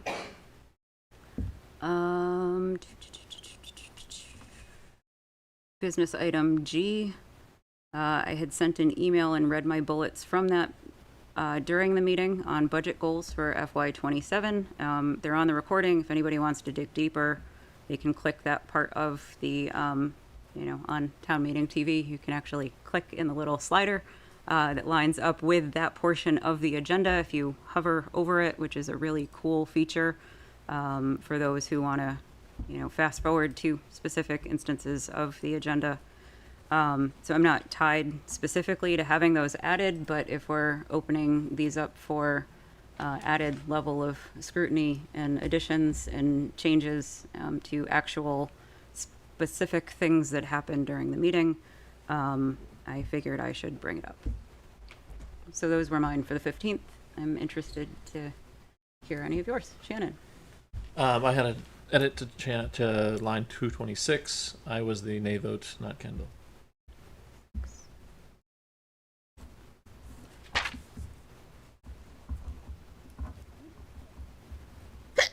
Excuse me. Shannon was nay. Ethan, I saw your hand go up. Yeah, I was just gonna say, when you said you said that you wanted to solidify, or whatever the word is that you use, you said that to Andy before he made the motion to reconsider. You said, let's solidify this vote with a. You said, let's solidify this with a vote tonight. And then you looked at Andy and said, are you willing to make the motion? Andy made the motion. I seconded it immediately as soon as it happened. It was really quick.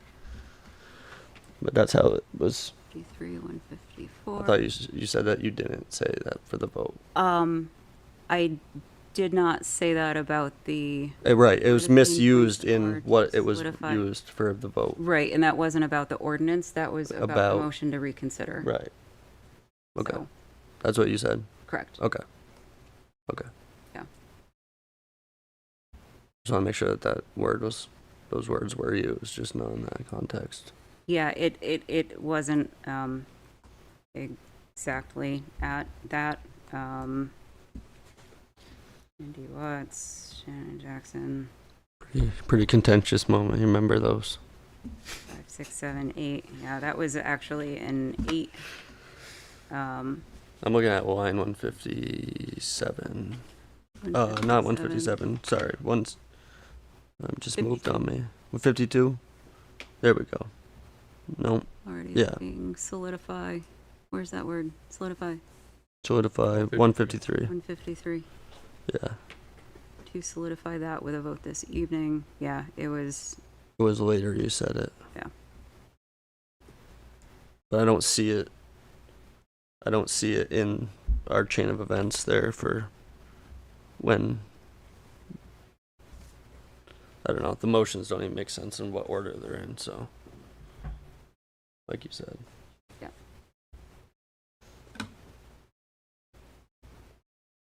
Is there anything else for the 15th Yeah, I've got a couple. September? Go ahead. On line 175, you need to add that to the water use ordinance. That would be appropriate to come back. 25. Anywhere in the document, my name spelled correctly, please. Sorry. Sometimes I'm referred to just as Kendall, which is good, but that's cool. And then the sentence on 176, 177, Kendall Chamberlain discussed that he would like to see all the amendments that include criteria for approval of a well in a water district. That was what I said, more or less. And did you share that one in your comments via email? I didn't include that specifically. Okay. If you can get us that, that would I help. can send that to you if you want. Anything else from September 15th? Can we approve these with changes? I think you have to bring them back again. No, we can approve with changes. We can approve with changes as long as everyone is clear on the motion. Are you good? Jenna? Should we open it to public because this is a business item? If everyone is good I'm for good. this, I emailed my stuff and Time. said it. okay. Any public comment on the meeting from the 15th of September?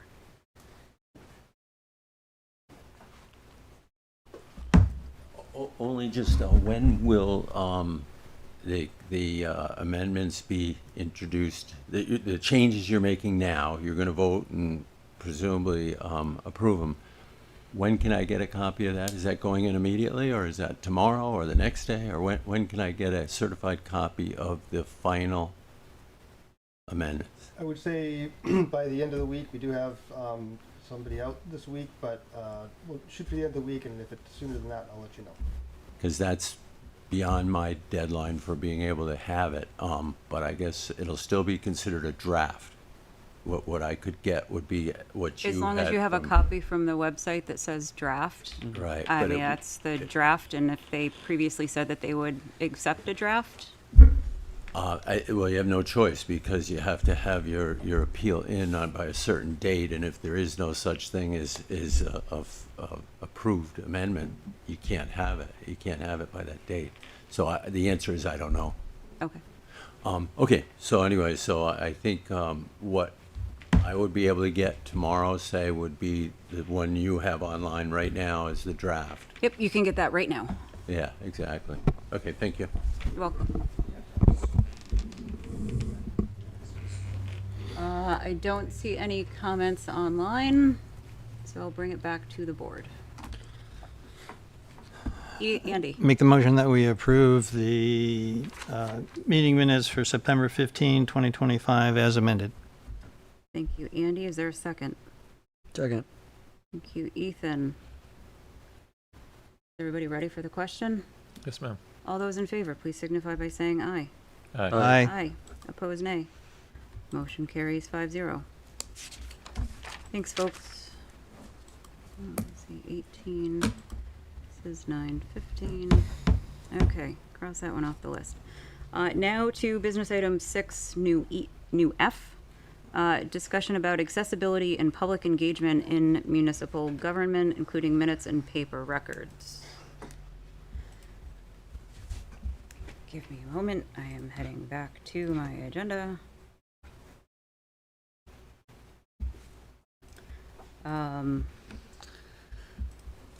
So I think I'm gonna improv here for a moment. I think the process that we just went through is indicative of what we can expect in the future if we're including more very specific details in the minutes.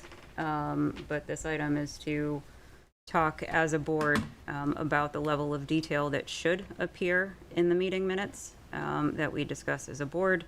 I will also note that we do exceed the statutory minimum of, quote, all topics and motions that arise at the meeting give a true indication of business of the meeting, including all members present, sorry, I'm not quoting here, I'm paraphrasing, all other active participants in the meetings, all motions, proposals, resolutions made, offered, considered, what the disposition is made of the same, results of any votes, with a record of the individual vote of each member if roll call is taken. I will also ad lib here a little bit to say that I have been on other boards where this has been a very hotly contested item. And what happened in that instance is that the minutes come back meeting after meeting after meeting, and it becomes very much a pain point of, oh no, I recollect this, no, I recollect something different, so then the meetings get held off. People either go watch the video or not, and the same concerns are raised in future meetings. So what ended up happening on that board is that the minutes just kept piling up and piling up and piling up, and there was no clear resolution or path forward on minutes. Sometimes to prove a point, sometimes there were actual concerns, but something to take into consideration as we discuss this topic. Greg, did you have anything to add from a staff perspective? Just a little bit. I think the memo says it all, well, as much as it can, but part of it, this was to hear other topics that you might want to discuss as far as engagement, transparency, equity, inclusion, stuff like that. Minutes and paper records were the two that we've heard discussed at recent select board meetings, so those are the two that are called out in the memo. I think Tracy said it well as far as the minutes, and more detail is more discussion and more opportunity for debate and dialogue. I think that's a good example of just in general the push and pull between being inclusive, doing engagement. It takes time, it takes money, it's worth doing. The question I think for all of you is how much of it is worth doing.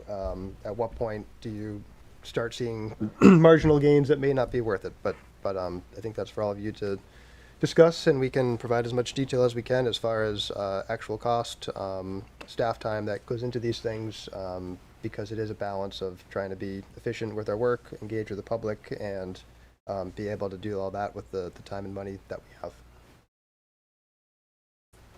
Discussion. Shannon. Appreciate you putting this on the agenda. I think it is important, and it's obviously, we just spent the last 30 minutes talking about this. So I appreciate what you said, Chairwoman, but at the same point, I feel this is an official record. And as you just heard, it's going to be used possibly in a court of law, and therefore we should take some time, maybe more than we have been taking, if not to the level you're talking about in that board example you provided. But it needs to be accurate. At the very minimum, it needs to be clearly, not just a summary, but especially on hotly debated issues that go on for an extended period. I would hope that we have very clear, you can follow it both online, you can follow it on the recording, you can follow it in the minutes. It can still be a summary, in my opinion, but it should capture all the actions that were taken, not just, it was a good discussion. Personally, I think that a presentation such as what Karen gave, that has a lot of attachments with it that are also in the packet, could be summarized as it was a great, thing, 2 or 3 sentences. No action was taken. But something such as the water rights issue we've been discussing now for 3 meetings, I think you need multiple pages of clearly when the debate is going on and there are points of contention and there are points of order and there are very clear things that happen and it's a split vote. We should be able to, especially members of the public, lawyers in court, us as members, if the topic comes back to us in the future, we should be able to have that record where we can say, this was the official thing in the minutes. This was what, the town manager quoted us when I watched the video. I think it's very important, and we are paying for a service. I would like to hear from the town staff exactly how much we are paying and what we expect to get with that. I know that this is a service the taxpayers are paying for, so I think they should be absolutely getting the quality of what we are expecting.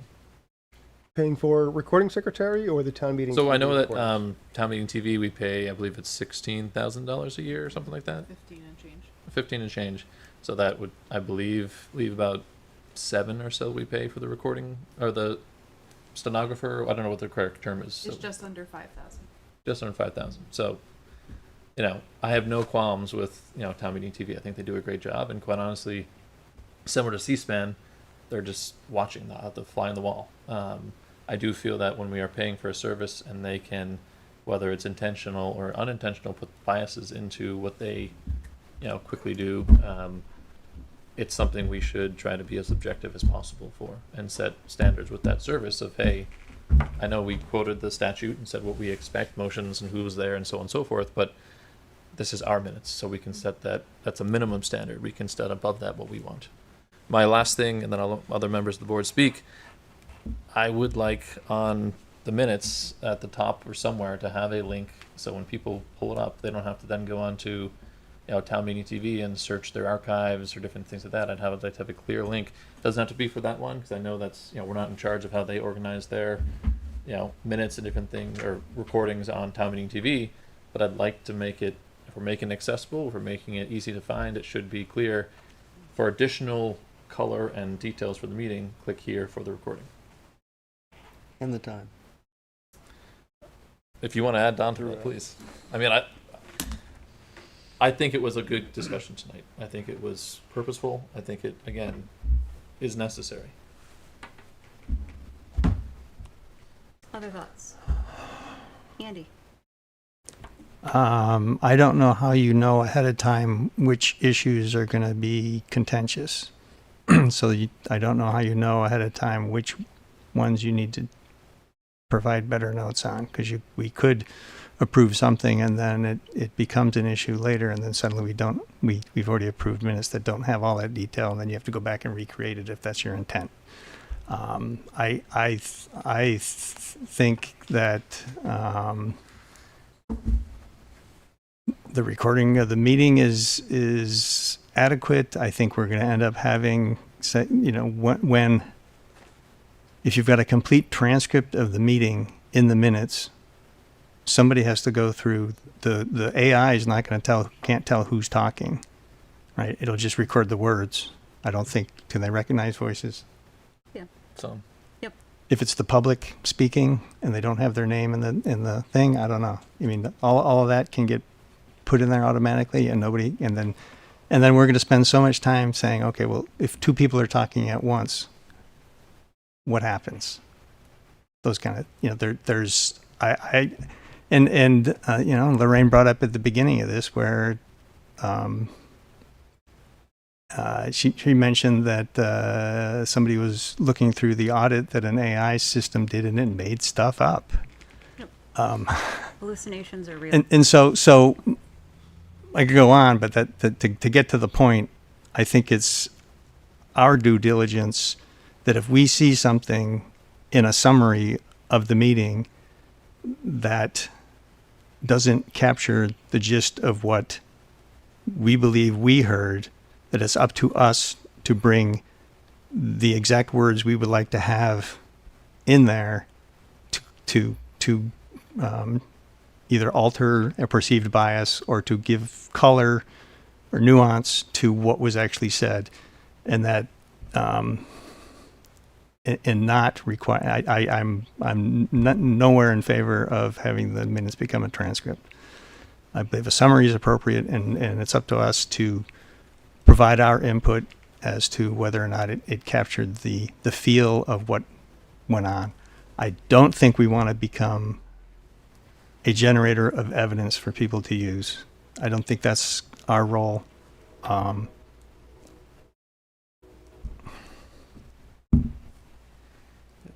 Ethan hasn't spoken, so I'm gonna go to him first.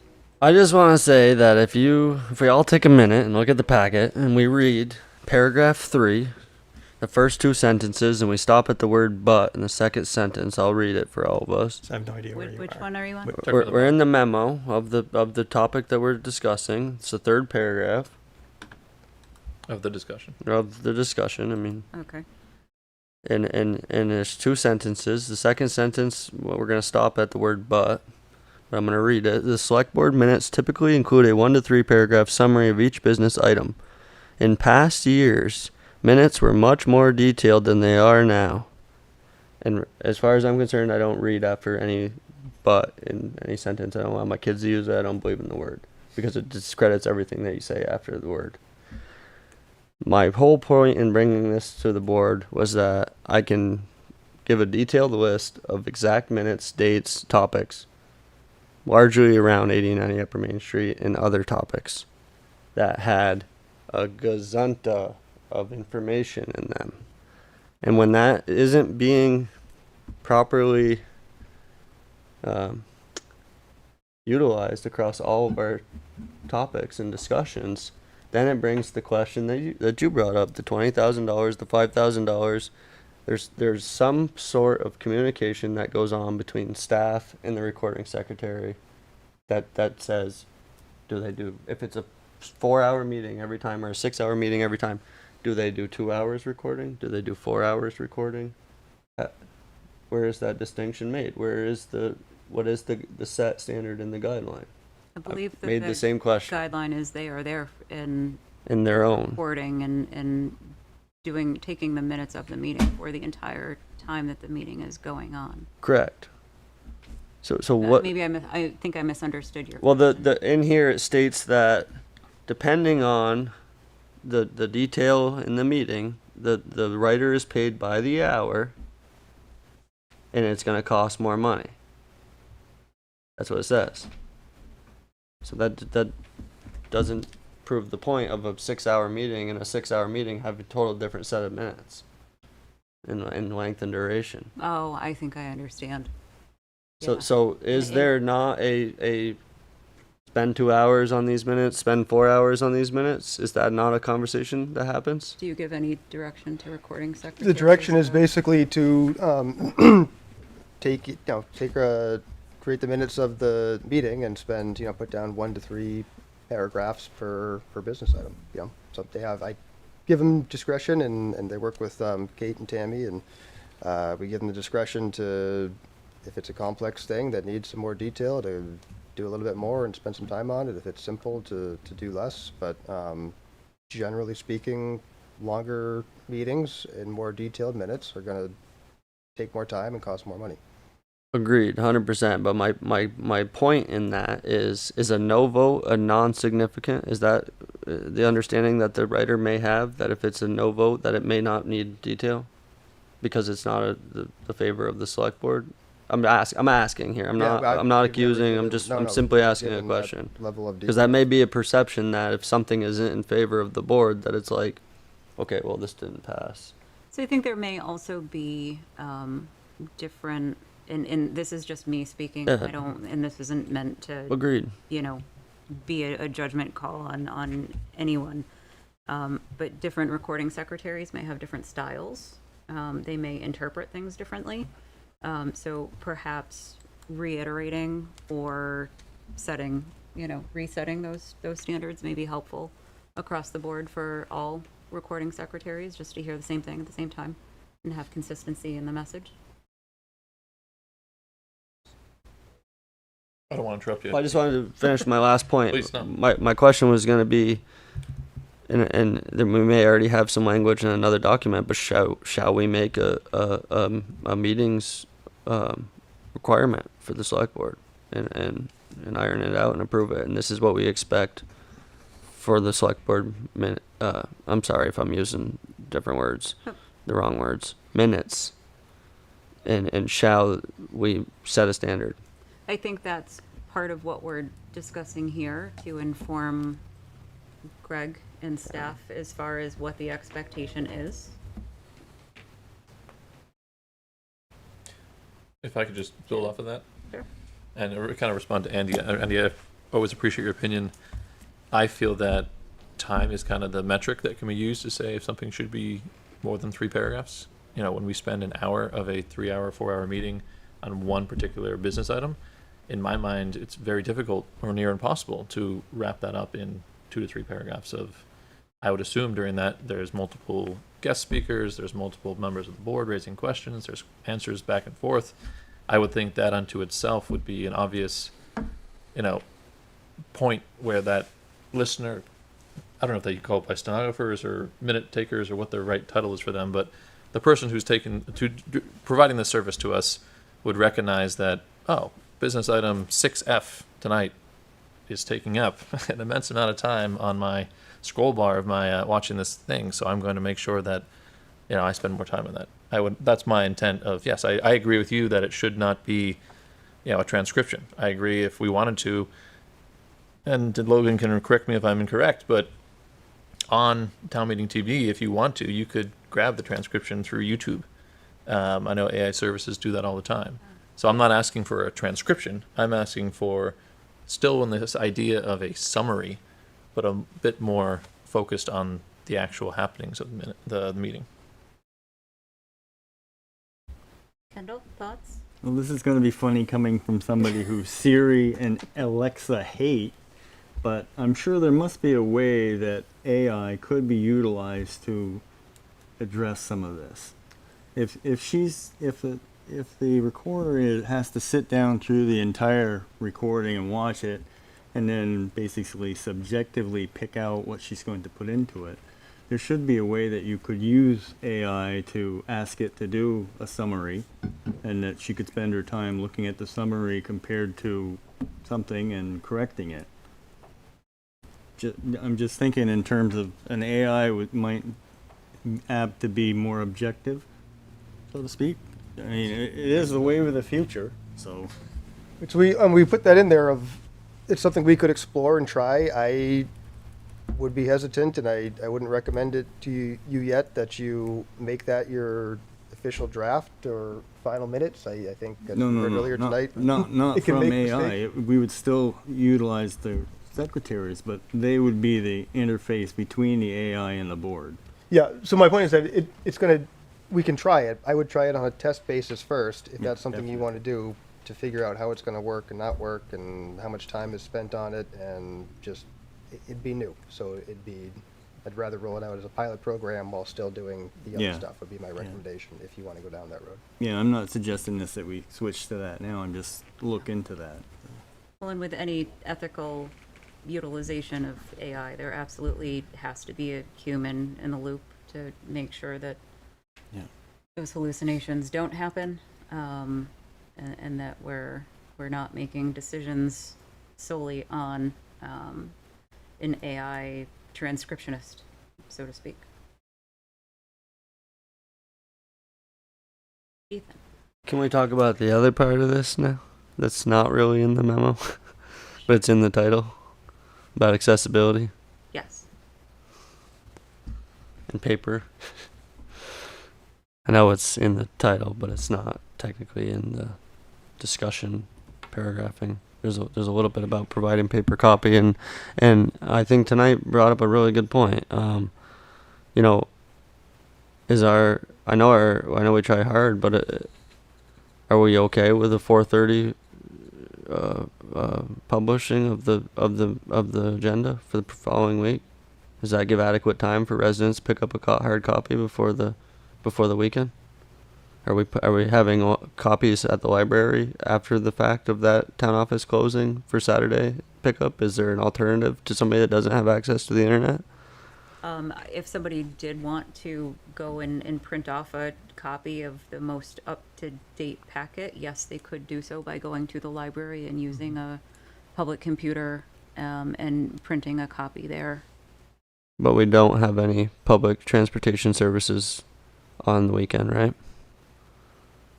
As far as town provided senior bus. So there would be no accessibility to make it to the library to get the packet. Bit of a concern of mine. Janet? No, I like where you're going with this, Ethan. I'm curious, and this is purely for discussion, as what this topic is. Would it be possible to move up the release of the packet to Thursday afternoon, close the business? That gives the town residents a full day to come here. I quite honestly watched what happened this evening, where the gentleman said he had a certified copy of the minutes, and I was waiting to hear with bated breath what was the date on it. And if he had said anything before Friday, it was going to be very clear. I knew what you were going to say next. Like, oh, well, the packet comes out on Friday. But he went there the morning of the day the packet came out, or midday. I don't know what his timing was. And then he came to this meeting and he didn't have the most accurate copy. But I feel that was a fault of our process, not on him. I think in that regard, Mr. Reed or Mr. Von Gaal did what you should do in this situation. I have a meeting on Monday. I'd like to see this is up. I know they're talking about the minutes. The packet's released on Friday.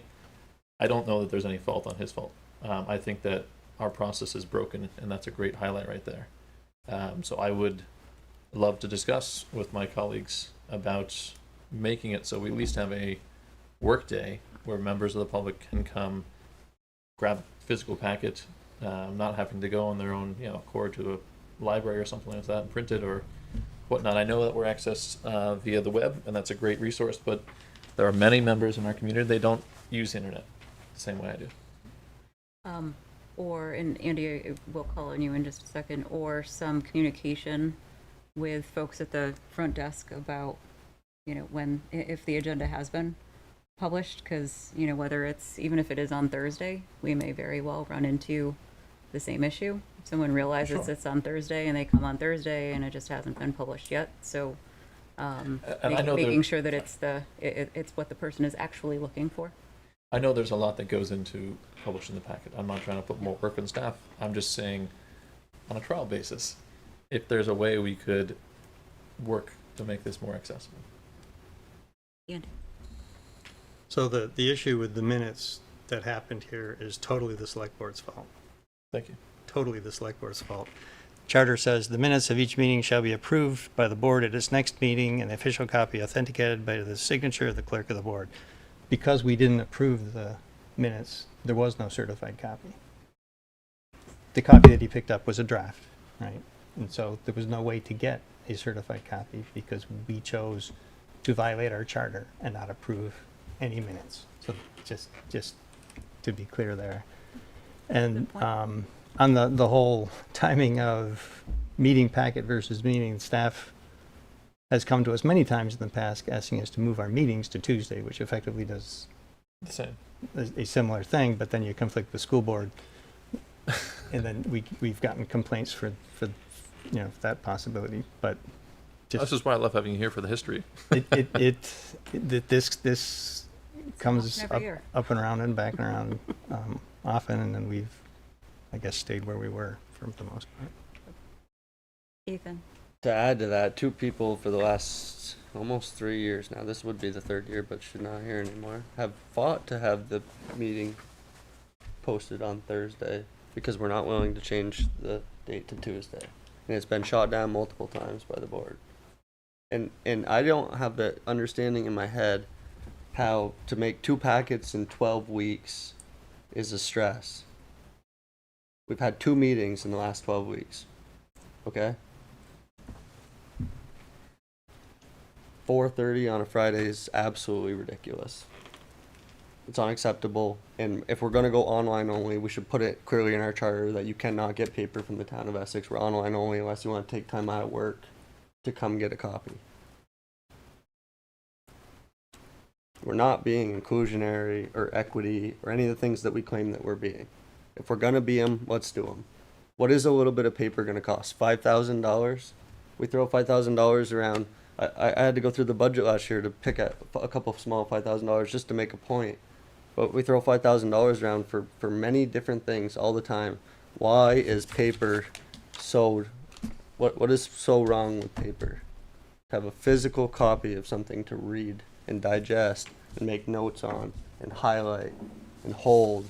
And some people can only retain things when they read off paper. Some people have reading disabilities where they can't read from an electronic screen. Some people don't have the internet. They don't have transportation. They don't have the means that everybody else has. There is no normalcy for everybody. We need to be inclusive of all needs. And I truly believe, even if we just say we make a policy or something and we say that the packet is available the Friday before the meeting. So that gives till midnight Thursday night to finish that packet and have it ready to print by morning. Morning comes and the town office opens up and we got a couple copies coming off the printer in case anybody walks in the door when we open. I just really don't understand. When I moved to this town 7 years ago, I used to get a pile of paper in my mailbox about this thick. It was the coolest thing ever. It really was. You used to mail it to me. You can still get a copy if you ask for it, but it won't get there in time, right? That's the problem. So, Kendall, go I ahead. just feel compelled to speak up that the packet is available for an entire business day on Monday and for a couple hours after the business day. So I just feel compelled to mention that. And we do have the option every April when we set our meeting schedule to change our meetings to Tuesdays to allow for an extra padding with people talking over the weekend, talking to their friends. Oh, did you see the packet? Did you see this? Did you see that? So that's also another option as well. But we don't have that option until we reorganize in April.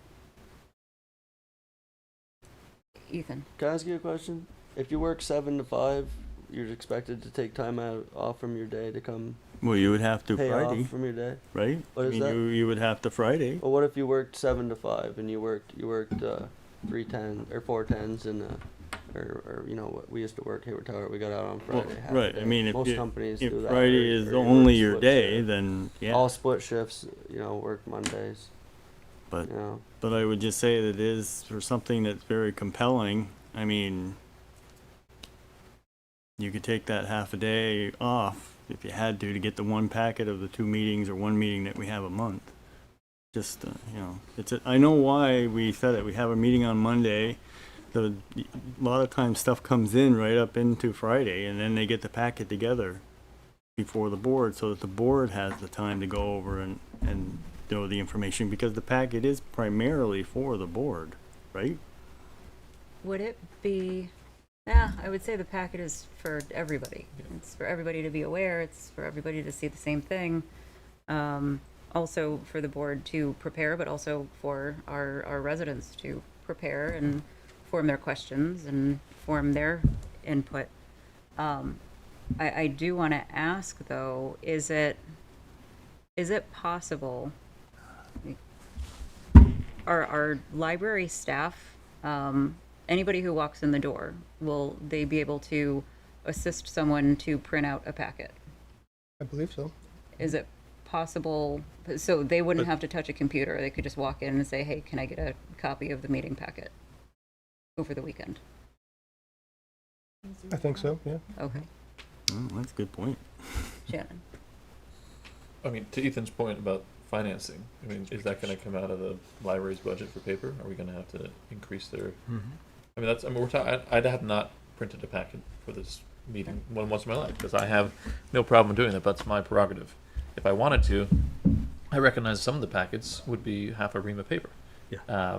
And so I'm just concerned, about the library and their budget. If we're sending staff, I think where you're going with this is saying like, hey, we could notice or put out there that you can go to the library anytime and print out an entire packet.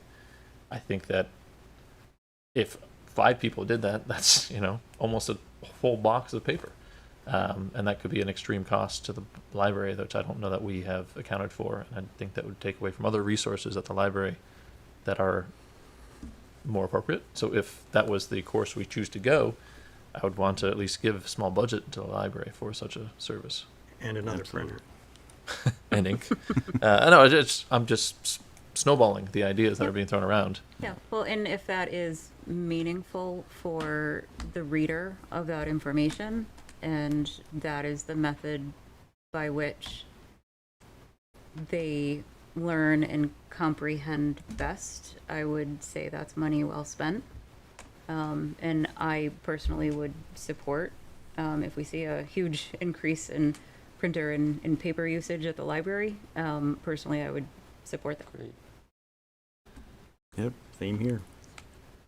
So I think she kind of jumped over me for one second. I'm not trying to cut the line. Yeah. I hear what you're saying about reorganization, and I'm not trying to change our meeting date. But I do feel like this is an appropriate time, unless I'm missing part of the charter or something, that we could talk about when the packets are available. Is that correct? Yes. Okay. I would want to, include staff in that conversation because there would need to be communication and capacity resourcing that would need to be updated in order to push it a day early. No, I'd love to hear from staff after Andy gets a chance. Andy, go ahead. Back in the day, I hate to be the guy who talks about back in the day all the time.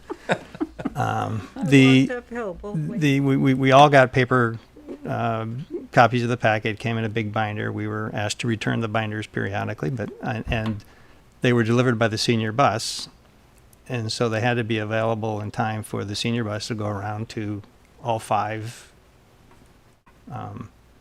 select board members, or you could pick it up at the police station, which used to be over here. You could just go into the thing there and tell them who you are, and they had them behind the desk, and they would hand it to you. So there was a time when packets had to be done by a certain time so that they could be printed out and delivered on Friday afternoon to select board members. You could say if you don't have it in by noon, you're not on the agenda.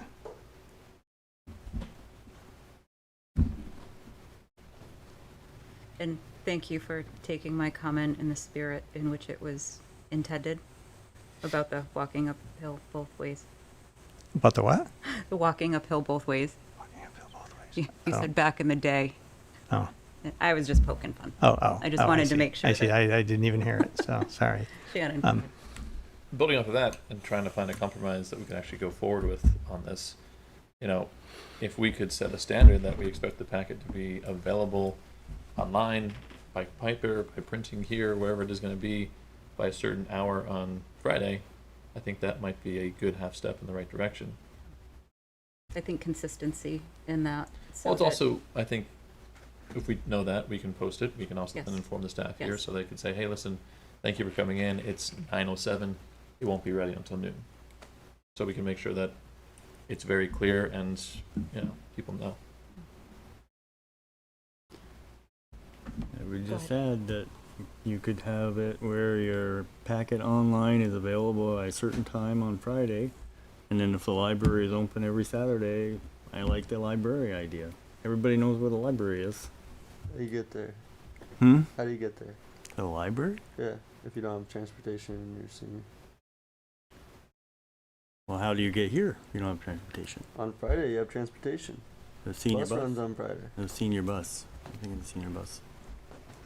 It was a comment in our meeting tonight, a concern. That's a good point.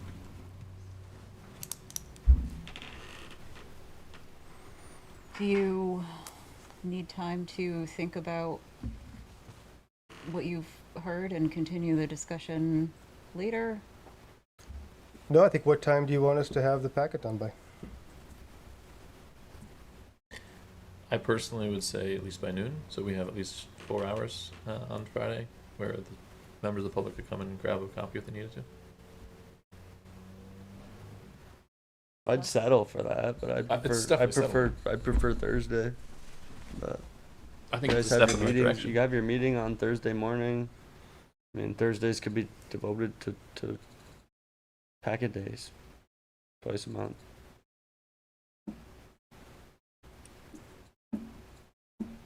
Most of the As information. long as there's an identified The information's yeah. I mean, the information's. You have the information Thursday when you meet, right? Or you have a gist of what you're going over. Topics. Topics. Yeah. Right. Topics. So, But so all there's of it. already. Sometimes things come up or need more investigation, or there isn't anything substantive yet. So it's not like, oh, Thursday we had our meeting, yep, we're good to go. Quick suggestion there, just from, I've been watching the select board for 7 years. So I remember some of the older times, but they used to put agenda items on there that didn't get discussed because the information didn't come in. But they put the items on there just so that way there was a placeholder for them. And a lot of times, because paper was a thing when I moved to Essex. It was so cool. But there was a lot of times when, and Greg's kept the same practice. You print out, you have accessible copy of the print, you amend the agenda, you prevent, there's a new information that's, as long as it's printed and accessible at the meeting, and it can be shared via screen to the Zoom. It's been done many times. So if you put yourself in there and say, hey, we think we're going to get this grant paperwork, but we're not so sure if it's figured out. You just put in there, the topic. And if the information doesn't come through, when the meeting starts, staff says, well, make a motion. We actually have an agenda amendment, and we don't have the information, and you strike before the meeting starts. The flip side of Andy In a rare case, it's not going to happen. The risky run there is that somebody comes to the meeting expecting to talk about an item and then are disappointed that it isn't, and then they have to come back to another meeting. But that just or that's the detailed information isn't there. We present it on the day of the meeting, and we've got numerous complaints before about not having all of the detail in the packet that gets posted. And then to present it on Monday night, that there wasn't that time to absorb that information. So it's a double-edged sword in that regard. What I would suggest to move the discussion forward, take a step in a direction, is to have the cutoff time of noon on Friday. Give it some time, see how it goes. We can adjust going forward. And take up this topic in the future. If something isn't working, if we would like to see something more, something less, again, we can revisit the meeting schedule in April, but that would be my suggestion. And also Greg and Karen have heard all of the thoughts here this evening around detail of minutes. So to move the conversation forward, that would be my sort of middle ground, what to do, intermediary, and see how it goes. I think that's a good first step. Second. Do you want a motion or anything? Discussion only. Great. So, Well, action's coming from it. well, yeah. You have somebody who's had their hand up. Oh, Anne, go ahead if you have public comment. Oh, if you're muted. It's been a really fascinating conversation. Ann Miller, 60 Sydney Drive. Really grateful for all of your comments and everything. I just wanted to put a plug in for AI. I don't think that you want to have AI do your audit, but there are some things that AI does pretty well. And one of them is to take minutes from a meeting. I would say that I use AI every day to transcribe my meetings. And so what it does, like there's different tools, right? Like we talk about hallucinations. I can search a topic on ChatGPT and I can get complete garbage back from that. But I can also search it on Perplexity, which is my preferred engine, but there are other ones out there that will give me very detailed information with my sources. And so in the same way, there are different tools for AI interpretation. Obviously, we have the one that's built into Zoom, right? There's Fathom, which is another one. There's Otter, which is the one that I use the most often. But by the time the meeting is over, you already have your summary within like 5 minutes. And it's not that that summary is gospel, but it takes a lot of the work. And then you go back and you're really focused. You can actually listen to the meeting because you have like your automatic note taker. And then you go back and then you edit and adjust it. And it says speaker 1, speaker 2, speaker 3. And I ran it today just to see. And instead of saying Lorraine, it said Lauren. But fundamentally, it's actually, I think, a pretty good use for the tool. And I would suggest there's some that I know municipalities are using, but I would suggest giving it a try for like something like Otter is a great place to start. It's not perfect. I used it for the Economic Development Commission minutes of the last meeting that we had.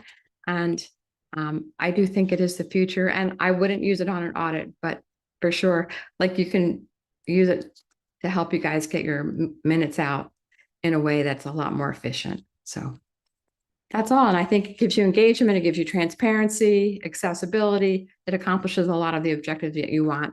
And it shouldn't add a lot of costs. I have a paid version, but this meeting ran so long that even my note taking failed me at the end because I couldn't I only have an hour and 90 minutes on my subscription plan. So thank you for letting me make my comments. Thanks, Ann. Thank you. Sorry about your minutes. Over your quota. Moving along to our next item, discussion about select board team building event. We had this discussion earlier in the year, but I guess just as an example, before where we left it is just, personal responsibility, reaching out amongst ourselves, using last year's event as a stepping point. And many of you have heard when, things may get, and I don't want to say heated, but tense moments. Many of you have had me reach out afterward to say, hey, are we good? Is there anything we need to talk about? Do we need to lean in and have a conversation to make sure that, we are maintaining that relationship, maintaining, our mutual respect, our trust, providing feedback one-on-one back and forth. But with our full budget day coming up soon, budgets can raise tensions, but I think it's always a good opportunity just to take a temperature check to see if anyone would like to have a more formal team building event, just to, kind of evaluate ourselves and each other as colleagues, as peers, as board members. So we can definitely, this is warned for executive session if anyone would like to discuss particulars in executive session, but just wanted to raise that as a potential that we can always do that at any specific time. Shannon. Thank you, Madam Chair. That's a really eloquent way of presenting it. Appreciate that. And I hope that we do bring this up in executive session. Okay. You can make a motion to do so. Are we taking the executive session motions now, or? Not yet. That's but I just wanted to introduce it as a potential, and just so members of the public know, what that item was about, and have that context. So with that, we do have Greg. Did you have for the shared service agreement, the Howard Center Did you have anything for public discussion? I guess just real brief ones. The assessing services we've talked about. I think it says it in the in the packet. Our shared service agreement with Essex Junction for assessing comes to an end once the reappraisal wraps up next June. So we've been talking about whether to continue that service as a shared format or not. Anything else I should add to that one? No, I don't think so. Howard Center, we get their community outreach program. Been a great benefit to the town. We have a new contract to review. It's recommended that it get approved, but I think the details of the contract we can discuss in executive session. Happy to answer questions about either of those. Andy? So on the assessing one, is there anything new you're going to tell us if we go into executive session? Is there any reason not to just go ahead and, we've talked about it a number of times, nothing's changed since last time we talked about A it? couple of minor things. Yeah. No. Does anybody want to save that until executive? I'm not seeing anyone wanting to, so Andy, if you would like to. So I would like to make the motion that the select board authorize the manager to negotiate and sign a shared service agreement with Essex Junction for assessing services. Is there a second? Second. Thank you, Shannon. Is there any final discussion?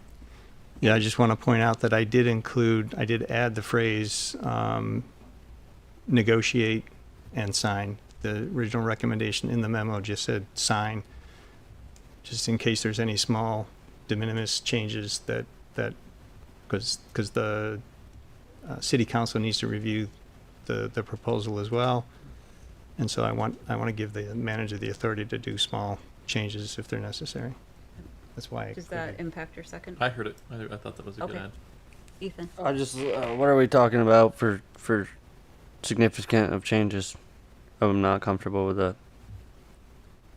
Personally. Small changes? What is the definition of small? We use a lot of words that are undefined. I would think lately. if there is anything specific Significant? to the cost model that has Any been, cost change would be brought back to the select board. I mean, if that would, it's Andy's motion.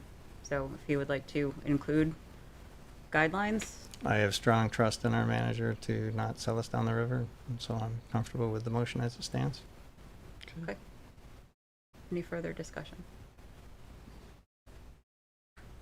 Motion has been made and seconded. Are you ready for the question? All those in favor, please signify by saying aye. Aye. Aye. Opposed, nay? Nay. Motion carries 4-1.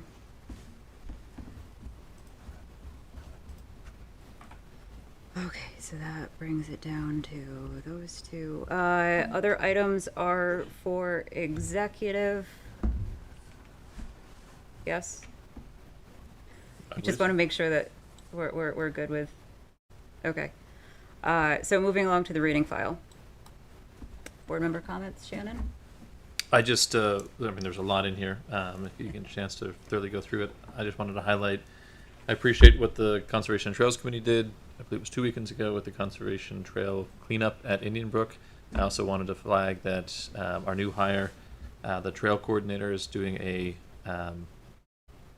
further work day this Saturday, and I encourage people to go. And I'm also very impressed with everything I've read and seen that the new hire is doing along with everyone else in Parks and Rec. Any other board comments? Andy?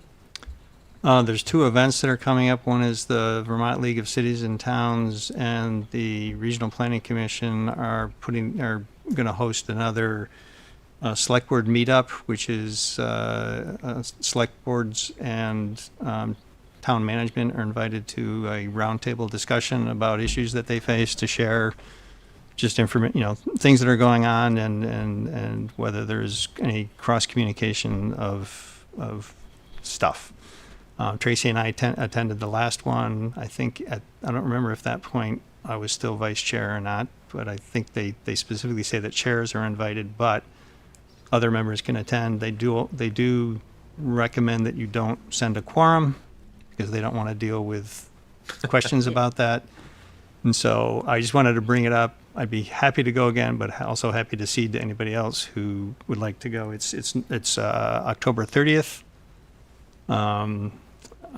It's like I think 6 to 7 or something like that. They serve pizza.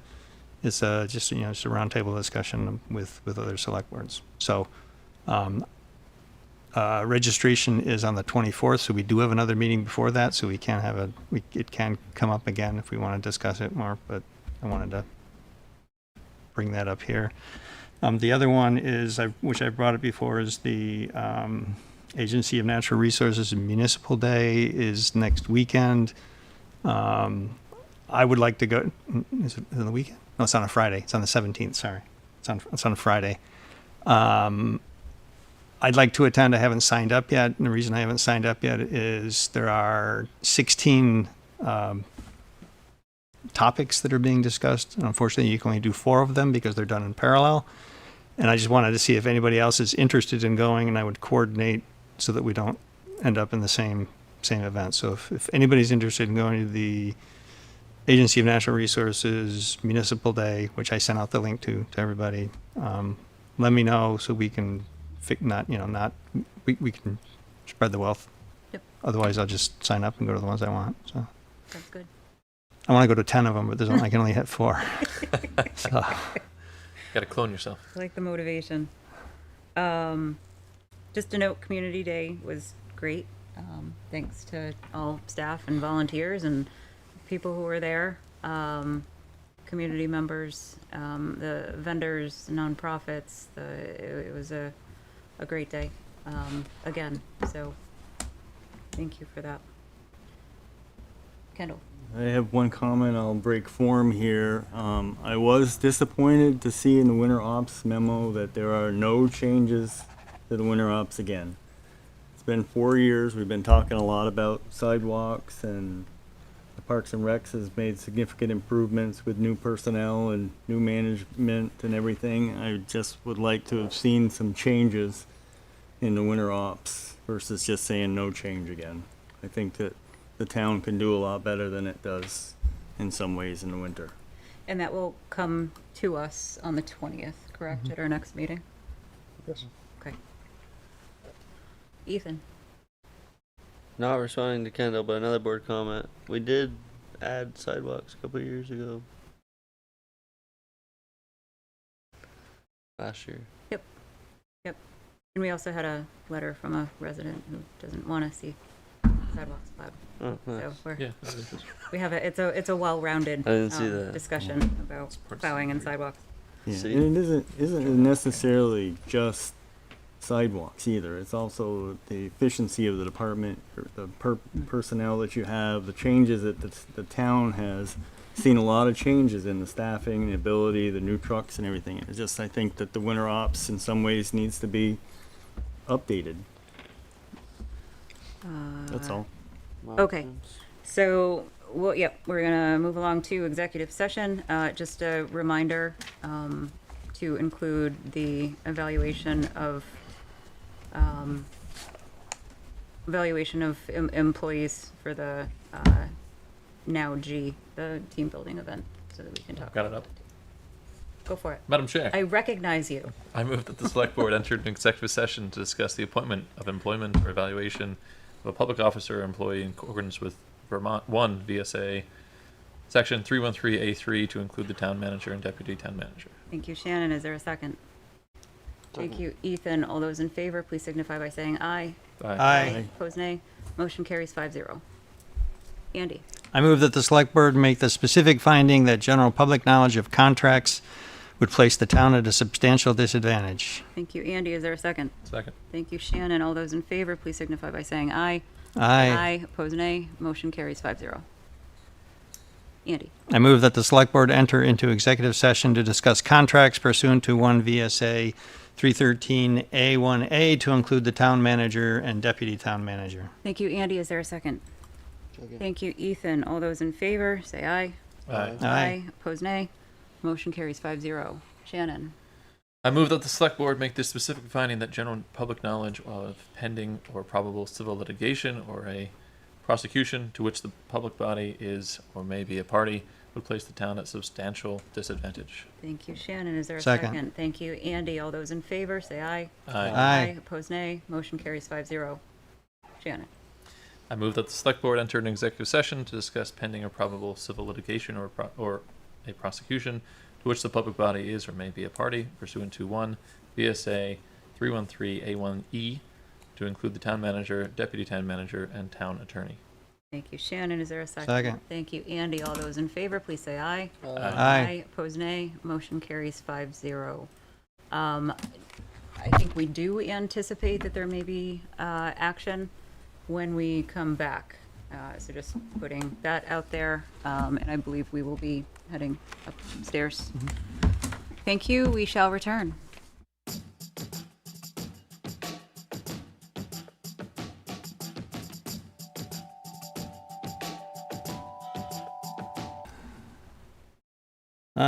Yeah, please. Andy. I make the motion that the select board authorize the town manager to execute a contract with Howard Center Community Outreach. Thank you, Andy. Is A there a second? Thank you, Shannon. Any discussion? All those in favor, please signify by saying aye. Aye. Aye. Opposed, nay. Motion carries 5-0. Motion to adjourn. Thank you, Andy. Is there a second? A second. Thank you, Shannon. Motions to adjourn are non-debatable. All those in favor, please signify by saying aye. Aye. Aye. Opposed, nay. Motion carries 5-0. We are adjourned. Ooh, an early night. Thanks, folks.